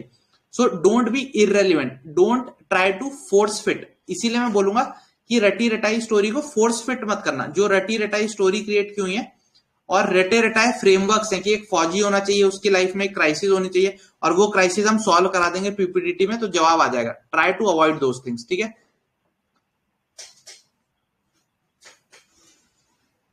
ओके, एमके ने एक स्टोरी सैंपल लिख के भेजी है, तो एमके आपकी स्टोरी का मैं अगले सेशन में दिखाऊंगा और इसको डिस्कस करूंगा, because you have written a good story, ठीक है, great. So first thing is don't be irrelevant. जो इमेज दिख रही है उसी पे स्टोरी बनाओ। जैसे आप इसी में किसी ने म्यूजियम बोला था, तो म्यूजियम अगेन उससे भी अगर आप डायरेक्ट कुछ हिट कर सकते, it would have been better. Why? Because, और ये मतलब पर्सनली मत लेना कि मैं आपको पॉइंट आउट कर रहा हूं, जो मैंने अभी रीड करी उन पे बता रहा हूं कि ये म्यूजियम है। मतलब हाँ मान सकते हो आप म्यूजियम है, बट कुछ चीज एकदम और ज्यादा क्लोजर टू रियलिटी हो, क्लोजर टू द इमेज हो, दैट वुड बी बेटर। मतलब म्यूजियम के बाहर डूज एंड डोंट्स का ऐसा अलग सा नोटिस इज अनलाइकली, और ये वेरियस एज ग्रुप्स के बंदे हैं और ऐसा लग रहा है कि ये दोनों एक दूसरे को जानते हैं, then they too also are familiar, strangers नहीं है, मतलब ऐसा इमेज से फील आ रहा है। सो जिन्होंने बोला था कि ये किसी सोसाइटी का वो है, suppose they are still closer, कि एक सोसाइटी की बिल्डिंग है और ये सोसाइटी का नोटिस बोर्ड है, बिकॉज अगर ये म्यूजियम का नोटिस बोर्ड होता तो there would have been other notices as well, और वो इस तरीके का नोटिस बोर्ड रेयरली होगा म्यूजियम में। सो ट्राई टू अंडरस्टैंड कि again that is not a wrong story. इसका मतलब ये नहीं है कि वो गलत स्टोरी है म्यूजियम वाली, मतलब I am just telling you about the options, I am just helping you think much more wide in a much more wider fashion. So this could be interpreted as a society. ये कोई society है और ये हो सकता है RW है, वहां की जो रेजिडेंट्स वेलफेयर एसोसिएशन है उसके द्वारा कोई नोटिस लगाया गया हो, या हो सकता है डिस्ट्रिक्ट एडमिनिस्ट्रेशन के द्वारा कोई नोटिस लगाया गया हो। यहां मैं एक और चीज बताना चाहूंगा, जितना ज्यादा आप किसी इमेज को करंट से लिंक कर सकते हो, if you are able to link an image और your story with the current affairs, that is one of the best thing. क्योंकि ये क्या दिखाता है, that means you are quick on your feet, you can innovate easily. आप बहुत अच्छे तरीके से चीजों को इनोवेट कर सकते हैं और आप चीजों को कनेक्ट कर सकते हैं। Again all these are qualities worth having in an officer. So इसको आप क्या कनेक्ट कर सकते थे, कोविड का हम सभी को पता था, अभी there was lockdown and all those things. So हो सकता है ये डिस्ट्रिक्ट एडमिनिस्ट्रेशन का, उनकी जो हाउसिंग सोसाइटी है वहां पे डिस्ट्रिक्ट एडमिनिस्ट्रेशन ने नोटिस लगाया कि दैट लॉकडाउन आपका जो है ये कंटेनमेंट जोन बन चुका है, आपकी सोसाइटी कंटेनमेंट जोन हो चुकी है, and you can not go out of this and every shop and these things would be close. हो सकता है ये हो सिचुएशन, तो ये इससे आप क्या कर रहे हो, एक रियल लाइफ सिचुएशन से कनेक्ट कर रहे हो। So linking with current again is very very important, ठीक है। Okay, so I hope this thing is clear. तो इररेलेवेंसी को अवॉइड करना है। दूसरी चीज, कई लोगों ने बोला कि इसमें ओके ठीक है, फेस्टिवल सेलिब्रेशन भी कर सकते थे। हाँ बिल्कुल, तारक मेहता आ गया, ठीक है, तारक मेहता का उल्टा चश्मा। अब इन दोनों बंदों के साथ अगर आप देखते हो या इसके बारे में कुछ जानते हो, तो ये तारक मेहता इसको क्या बोलता है, जो इनकी टैगलाइन है, प्रॉब्लम तो है सबके साथ, बस किसकी है बात? लक्स कोजी नहीं बेटा, लक्स कोजी तो अपना लक पहन के चलो है, वो वाला नहीं। लक पहन के जाओगे एसएसबी में तो लक्की हो भी सकते हो ऐसे, ठीक है। तो प्रॉब्लम तो है सबके साथ, बस नजरिए की है बात। So it is the outlook. जैसे वो बोलते भी है ना, खिड़की की सलाखों से जब झांक के देखा, खिड़की की सलाखों से जब झांक के देखा, तो किसी को कीचड़ में कमल, तो किसी को चांद पर दाग नजर आया। So it is all about your perception. तो प्रॉब्लम्स तो क्रिएट, अगर आपको इमेज में लग रहा है कोई प्रॉब्लम है, अननेसेसरली भी प्रॉब्लम नहीं बनानी। कई लोग क्या करते हैं, अननेसेसरली मतलब प्रॉब्लम है तो नहीं भी है, तो मतलब एकदम ही खुशी का सीन चल रहा है तो फिर भी नहीं नहीं सर ने बोला था कि प्रॉब्लम होनी चाहिए, तो प्रॉब्लम नहीं भी है, वो वहां प्रॉब्लम क्रिएट करेंगे, अननेसेसरली वहां पे प्रॉब्लम दिखाएंगे कि वहां कोई समस्या है जिसको हमारे हीरो को सॉल्व करना है। Again that is not necessary. हो सकता है सीन ही ऐसा हो कि वो प्रॉब्लम सॉल्व करके हीरो आ रहा हो। Let me explain this with this example.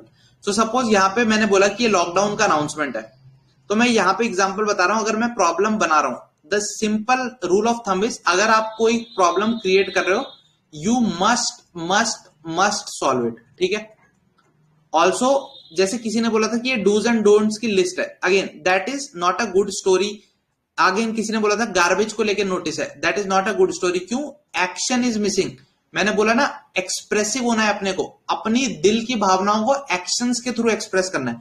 तो वो तो हो रहा है, दुनिया में तो समय कट ही रहा है, लोग आ रहे हैं जा रहे हैं, हमें अपना उसमें छाप छोड़नी है तो एक्शन करना है। तो सिर्फ गार्बेज का नोटिस है नहीं, इतने से काम नहीं चलेगा, हमें एक्शन दिखाना है अपने हीरो का एंड अदर्स का। सो अगर मैं बोलूं लॉकडाउन का नोटिस लगा, ठीक है, अब प्रॉब्लम क्या है? अगर मैं यहां प्रॉब्लम क्रिएट करना चाहूं तो ये मुझे ओल्ड अंकल लग रहे हैं, थोड़े old uncle, old anti log रही हैं। So these old people, they felt that it would become difficult for them to get their medicines.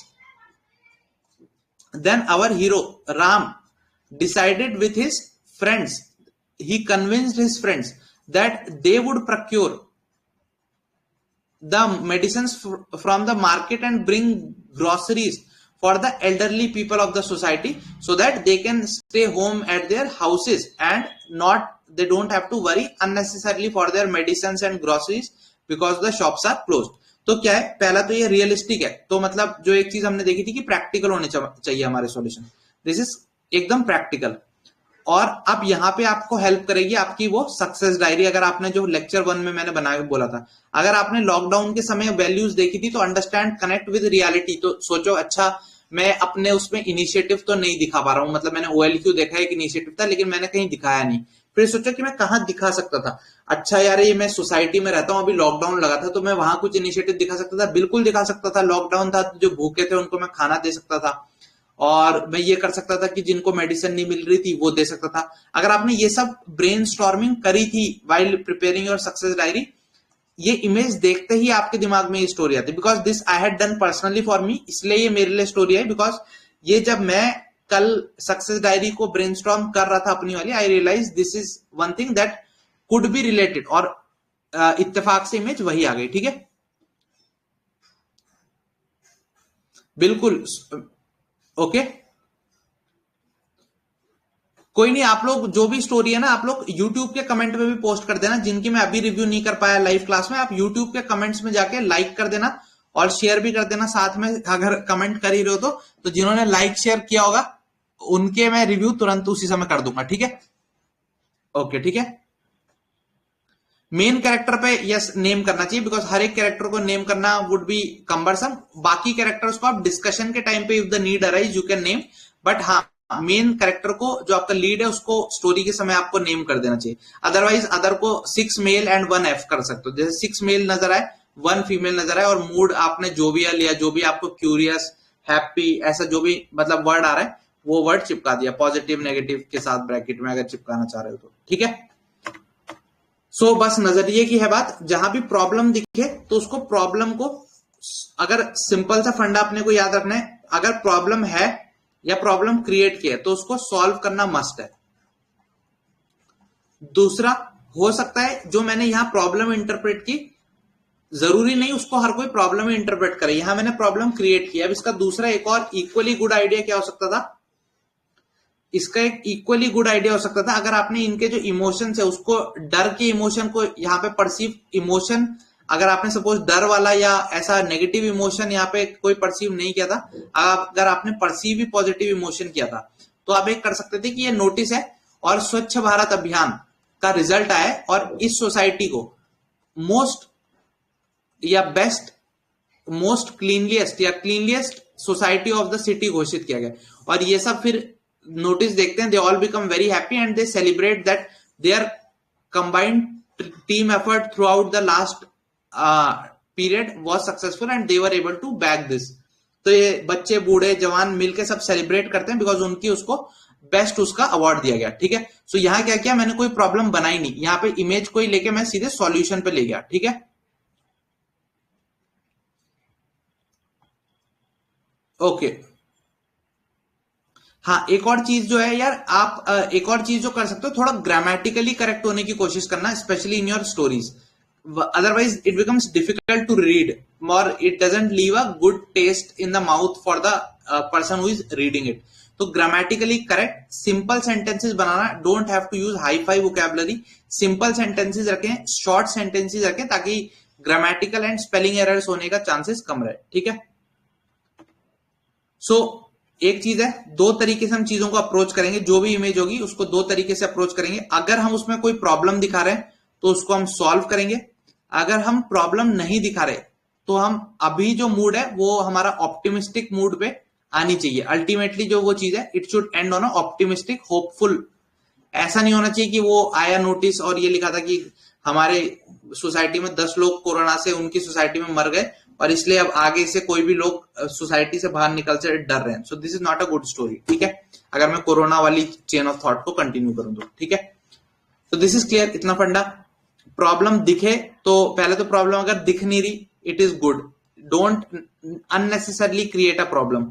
दूसरा, अगर प्रॉब्लम दिख गई तो उसका सॉल्यूशन मस्ट है, और सॉल्यूशन कैसा होना चाहिए, solution again remember she selects the best, तो वो उन OLQs के फिल्टर से पास होना चाहिए।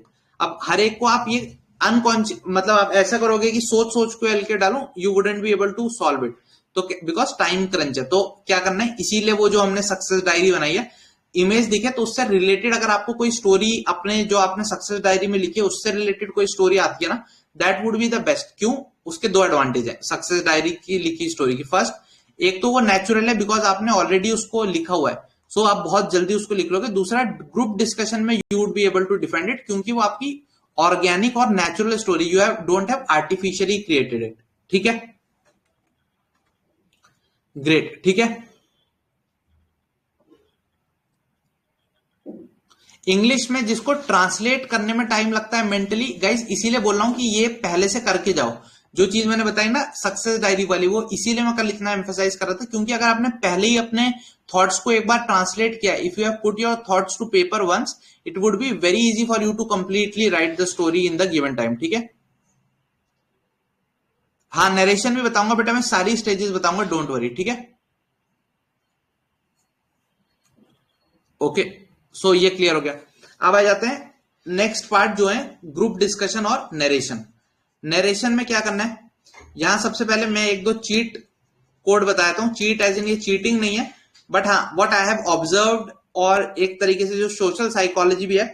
अगर आप पे चॉइस हो चेस्ट नंबर जब बंट रहे हो तो ट्राई टू, अगर आपको पता है सपोज 10 का ग्रुप बनना है तो ऐसा नंबर लेना, 10 का ग्रुप बनना है जो उसका हाफ हो, यानी आपका टारगेट होना चाहिए इस एरिया में सीटिंग मिल जाए।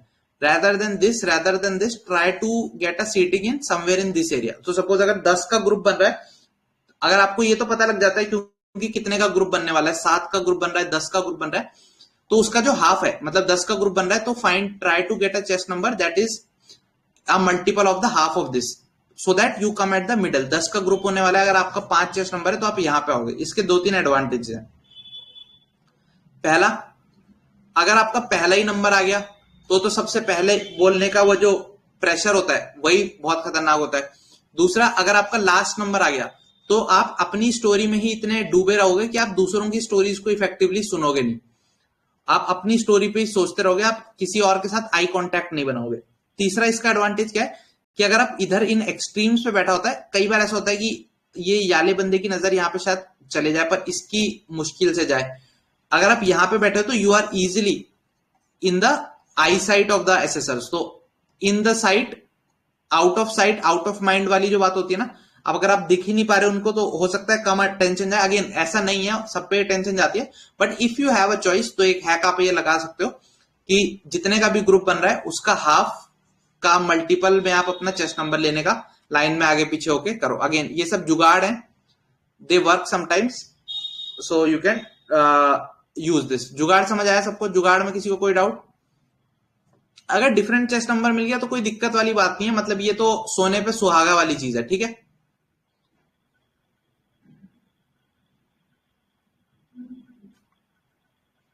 नहीं नीतू, जब वो बंटने लग गए ना, मतलब आप जैसे जिस बोर्ड में जाओगे, जहां भी जा रहे हो, यूजुअली पता होता है कि कितने के बन रहे हैं, 7 के बन रहे होंगे या 10 के बन रहे हैं या 12 के बन रहे हैं। मतलब अगर आप जाओगे तो आपसे पहले भी तो वहां एसएसबी कोई ग्रुप किया होगा ना, और आजकल तो ऑनलाइन का मीडियम है तो सबको पता रहता है कि इतने इतने के ग्रुप थे और ऑनलाइन सारे एस्पिरेंट्स होते हैं, क्योंकि यूजुअली जो एक फ्रेमवर्क चल रहा होता है वो बोर्ड यूजुअली उस टाइम पे उतने ही बंदों का कर रहा होता है, ठीक है। हाँ मैं वो भी बताता हूँ, नरेशन और उसमें आई कांटेक्ट का क्या गेम है, ठीक है, वो मैं बताता हूँ। अभी पहले मैं ये बता रहा हूँ जो एक्स्ट्रा हैक्स हैं एक दो जो आपको इधर उधर पता नहीं चलते, मतलब again these are self taught, मतलब जो मैंने देखे हैं, ऑब्जर्व किया काफी बंदों को। So this is the scene there, ठीक है। अब आ जाते हैं नरेशन के बारे में। नरेशन के बारे में मेरी कुछ जो ओपनिंग रिमार्क्स हैं, दे आर वेरी सिंपल। सबसे पहले नरेशन की मैं स्लाइड दिखा देता हूं आपको। तो हाँ, मैंने क्या बताया आपको इस तरीके से बैठा दिया जाएगा। सबसे पहले इस बंदे से नरेशन स्टार्ट होगा। He would give a 1 minute narration of his entire story, जो भी उसने लिखी है। जैसे ही इसका 1 मिनट खत्म होगा, C2 will start, so on and so forth up to the last. और जैसे ही लास्ट कैंडिडेट अपना नरेशन खत्म कर देगा, the GD would start. They wouldn't say कि अब जीडी स्टार्ट होता है, you out of your own self initiative have to start the GD, ठीक है। सो ऐसा सीटिंग अरेंजमेंट होता है।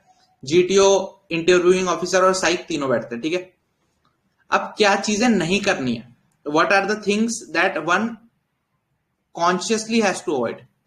वो क्या चीजें हैं जिनको आपको प्लेग की तरह, मतलब जैसे प्लेग की बीमारी होती है ना, प्लेग की बीमारी को जैसे अवॉइड किया जाता है, वो क्या चीजें हैं जो आपको अवॉइड करनी है। ये क्या है, इस बंदे को कोई जानता है जो ये चीज दिखाई? How many of you know this guy? शायद ही ऐसा होगा कोई नहीं जानता। So you don't have to be this guy. ये क्या करता है, ही गिव्स मोनोलॉग, मतलब इंटरव्यू को भी ये मोनोलॉग में बदल देता है, किसी और को बोल नहीं देता, सिर्फ मैं ही मैं, मतलब बकरी बन जाता है, ठीक है। सो ऐसा नहीं बनना। We don't have to become Arnab Goswami. Why? अगर आप ग्रुप डिस्कशन में ऐसा सोच के जा रहे हो कि 50% ऑफ द टाइम अगर मैंने ही बोला, तो that is a sure shot gateway to recommendation. Sorry my friend, you are wrong there. Why? Because it is not the quantity of time that you are speaking.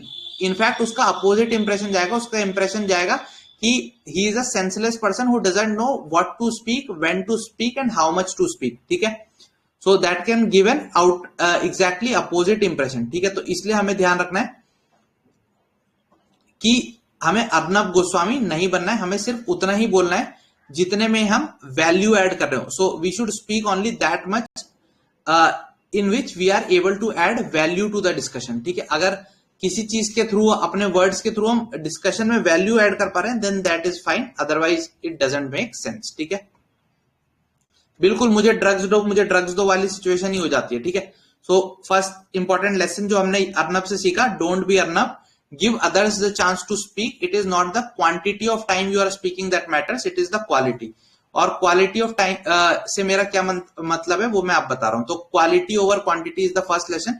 Second is quality. ये कौन है, इसको आप जानते हो? गिल्लू दोस्त हमारे, ठीक है। तो इनका क्या सीन है, मतलब बहस का मुद्दा जो दिया गया था वो था गरीबी की रेखा। The topic of discussion was गरीबी की रेखा। अब लेकिन ये तो पढ़ के आए थे कि वो रेखा आज नए रंग का कजरा लगा के घूमी, तो ये तो रेखा के बारे में पढ़ के आए थे, तो ये टॉपिक बना देंगे रेखा की गरीबी। मतलब ये अपना घर से सेट एजेंडा लेके आते हैं कि चाहे इमेज कुछ भी आए, मैं तो यही स्टोरी बोलूंगा और यही ओपनिंग करूंगा। सो डोंट बी अ गिल्लू, कुछ तो मर्यादा रखिए, ठीक है। ऐसा ना करिए कि जो घर से रटी रटाई स्टोरी आई उसी को चिपकाने लगे। वही ओपनिंग, मतलब घर में अगर उन्होंने गुड मॉर्निंग प्रैक्टिस करा है तो वहां भी वो गुड मॉर्निंग ही बोल देगा, रेदर देन सीइंग कि यार शाम हो गई है, शाम के 3 बज रहे हैं, ठीक है, तो good afternoon. Don't go with this रटी रटाई अप्रोच, ठीक है। Try to have the courage to think fresh on the ground.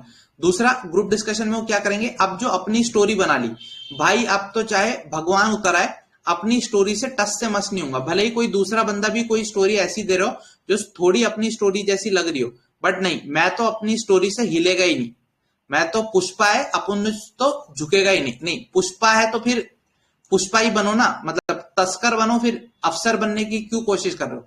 झुकना है, मतलब कई बार ऐसी सिचुएशन है, अगर आपको लग रहा है दूसरे का पॉइंट अच्छा है, ट्राई टू अप्रिशिएट दैट। ऐसा नहीं कि अपनी जो स्टोरी लाइन बना ली उसी पे ही टिकना है। If you have some very quality content that somebody is adding to the story, accept that, try to build a circle of influence जिसमें लोग एक दूसरे को अप्रिशिएट करें, एक दूसरे की stories, that is the best thing. उससे काफी ज्यादा छात्र एक साथ स्क्रीन इन हो जाते हैं, ठीक है। Okay, so this is clear.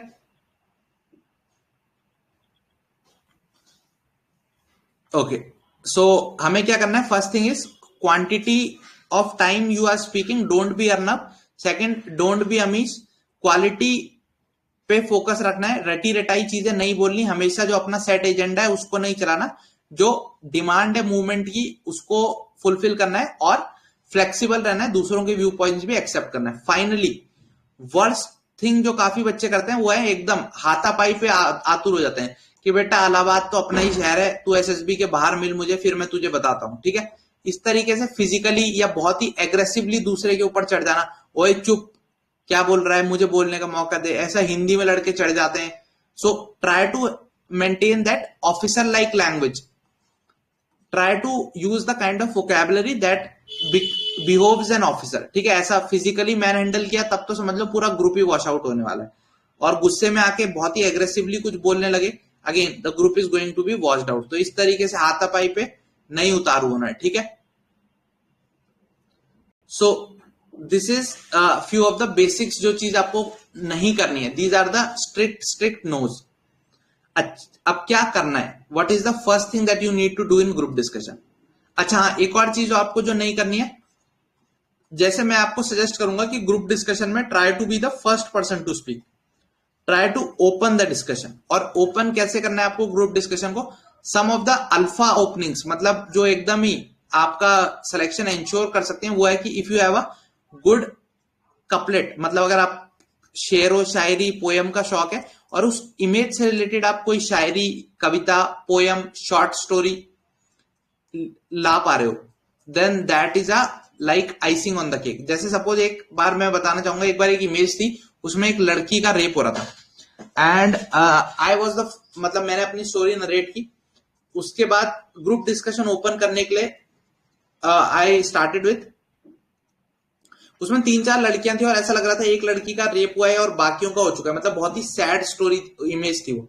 सो मैं देखूंगा अगर वो image, when I was practicing I was there, so उसमें मैंने मतलब क्या ओपन कैसे किया था, and this is a real thing, मतलब दिस हैपेंड विथ मी,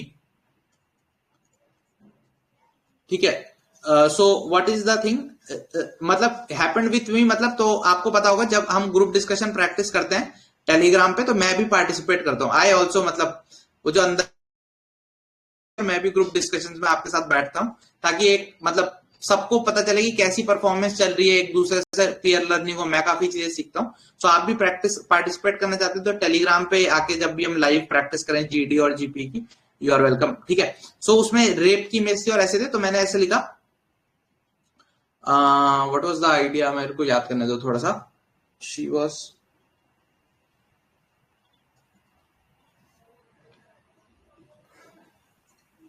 मतलब कुछ ऐसा था कि हाँ, was it my fault, so I spoke like this, was it my fault, asked the mini skirt. No, it happened with me too, replied the burqa. The diaper in the corner couldn't even speak. The image displays Shivani, a 36-year-old female who has been brutally raped. फिर ऐसे फिर then I created कि ऐसा हुआ था, but she fought back. She for on her own went to the police and ensured that they get justice. और सिर्फ इतना ही नहीं, she started a movement. तो she connected with all other ladies जिनका रेप हुआ था, because उसमें 3 लड़कियां थी शायद, उनमें से one was a rape and 2 ladies were also there and they were in an angry mood. तो मैंने बोला इसमें ये जो लेडी है इसका भी पास्ट में रेप हुआ था, but now she not only overcame that sense of जो एक सोसाइटी उनके ऊपर चिपकाती है, मतलब गलत, बहुत ही गलत तरीके से, उसको उसने ना सिर्फ ओवरकम किया, she got her perpetrators punished and finally she created a organisation जो और rape survivors and rape victims है उनकी वेलफेयर के लिए काम करती है, और आज ये इसको रिलीफ देने आई है. So that was the story जो एक one of the mock GDs में मैंने प्रैक्टिस की थी. सो अगेन उस समय ये स्टोरी आ गई, ठीक है. हाँ यार भूल गया क्योंकि काफी लंबा टाइम हो गया. So I guess this was last to last year, मतलब लास्ट, और एकदम से मेरे अंदर से निकली थी उस समय, तो शायद मैंने कहीं पढ़ी होगी, मैं भी कहीं से निकली थी, तो काफी अच्छा है, मुझे ही काफी अच्छा फील हुआ कि ओहो आज तो गेम जम गया. ठीक है ठीक है ठीक है. सो इस तरीके की अगर ओपनिंग मिल जाती है ना, तब आपने मतलब समझो पहले बार में ही गेंद को एकदम स्टेडियम के बाहर पहुंचा दिया और गेम आपका सेट हो गया. ठीक है. हाँ आज यार 9 बजे वर्दी, ओ टाइम होने वाला है. ठीक है चलो फटाफट क्लास करते हैं. मैं उसको थोड़ा पीछे कर दूंगा वर्दी टॉक को, उसको वैशाख को बोल के. ठीक है. सो ये चीज क्लियर हो गई, ओपनिंग का क्लियर हो गया. तो शॉर्ट स्टोरी जैसे ही उसकी, कई बार जैसे अगर कुछ ऐसा आ जाता है, मतलब कहीं पे आप कोट चिपका सकते हो, कोई कोटेशन, या अगर आपको कहीं कुछ चेंज की, जैसे एक और बताता हूँ, हिंदी की पोएम मैंने ये भी यूज करी है शायद ऐसी मॉक में एक बार, कि हो गई है पीर पर्वत सी पिघलनी चाहिए, हो गई है पीर पर्वत सी पिघलनी चाहिए, इस हिमालय से कोई गंगा निकलनी चाहिए, सिर्फ हंगामा खड़ा करना मेरा मकसद नहीं, सारी कोशिश है कि ये सूरत बदलनी चाहिए. रवि वॉज अ इतना year old boy and he wanted to change the system, and ऐसा ऐसा कुछ कुछ फिर स्टोरी जो भी थी, मतलब. So again these are the kind of openings, I am just giving you ideas, ठीक है, that you can use to improve and get great start. ठीक है. सो ऐसी various openings I am just giving you further ideas जिन पे आप develop करोगे अपने इवेंचुअली. और भी जो कंटेंट होगा जब आप ग्रुप डिस्कशन में पार्टिसिपेट करोगे, जो मुझसे निकलेगा वो बाकी. और पीयर लर्निंग बहुत होती है, वर्दीशाला का आइडिया ही पीयर लर्निंग का है, तो और लोग भी जो ग्रुप डिस्कशन में देंगे जस्ट नोट करते जाओ उन्हें कोने में. हाँ अब ये तो मैंने बोल दिया ओपनिंग. अब हो गया, वहां आपसे बड़ा कोई महारथी निकला और उसने पता चला ओपनिंग कर दी, तो ऐसा नहीं होना कि फिर एकदम उदास होकर बैठ जाना कि यार अपना तो चांस ही खत्म हो गया. नहीं, ऐसा बिल्कुल नहीं है. If you are not able to open the first, don't lose heart. Even ऐसा नहीं होना है कि यार अब अगले अटेम्प्ट में ये अपना तो जो पॉइंट था इसने बोल ही दिया, अपना नाम भी किसी और ने दे दिया, अब तो अपने पास कुछ बता ही नहीं. The game is not over until the bell has rang, मतलब जब तक वो बोल ना दे ओके जेंटलमैन इट्स फाइन, तब तक गेम खत्म नहीं हुआ है, तब तक होप लूज नहीं करनी है, रोने नहीं लग जाना है कि अब तो अगले अटेम्प्ट की तैयारी करते हैं, यार हो गया खत्म, ना मैं स्टोरी पूरी लिख पाया, ना मेरे दिमाग में उतना अच्छा पॉइंट आया. डोंट जज your performance when you are in the group discussion. खुद को तभी जज मत करने लग जाना जब हो सकता है आपके हिसाब से जीडी आपका बहुत खराब हुआ, बट अल्टीमेटली उसके बेसिस पे आप रिकमेंड भी हो जाओ, because it is again some of a lot of things. ठीक है. अब होना कैसा है, बोलना कैसा है, इनके तरह बोलना है. So you have to be a good communicator यानी when you are narrating, try to at least maintain eye contact with the other candidates. अब उनमें से कुछ तो होंगे जो अपने में लगे होंगे, तो जो आपके सामने बैठा हुआ है उस पर, और इसमें एडवांटेज होता है कि अगर आप यहां बैठे हो तो आप इधर वाले बंदे से भी आई कॉन्टैक्ट कर सकते हो, इधर वाले से भी. तो दिस इज वन एडवांटेज जो यहां बैठने का होता है. बट अगेन मैं अपनी पर्सनली बताऊं, जब मैं रिकमेंड होता, I was not sitting here, I was somewhere here, इस एरिया में था. बट अगेन दैट वर्क, तो it is not hard and fast, but हाँ if you have a choice try to sit here. ठीक है. तो what is the first thing इनसे जो हमने देखने को मिलती है, that is good eye contact.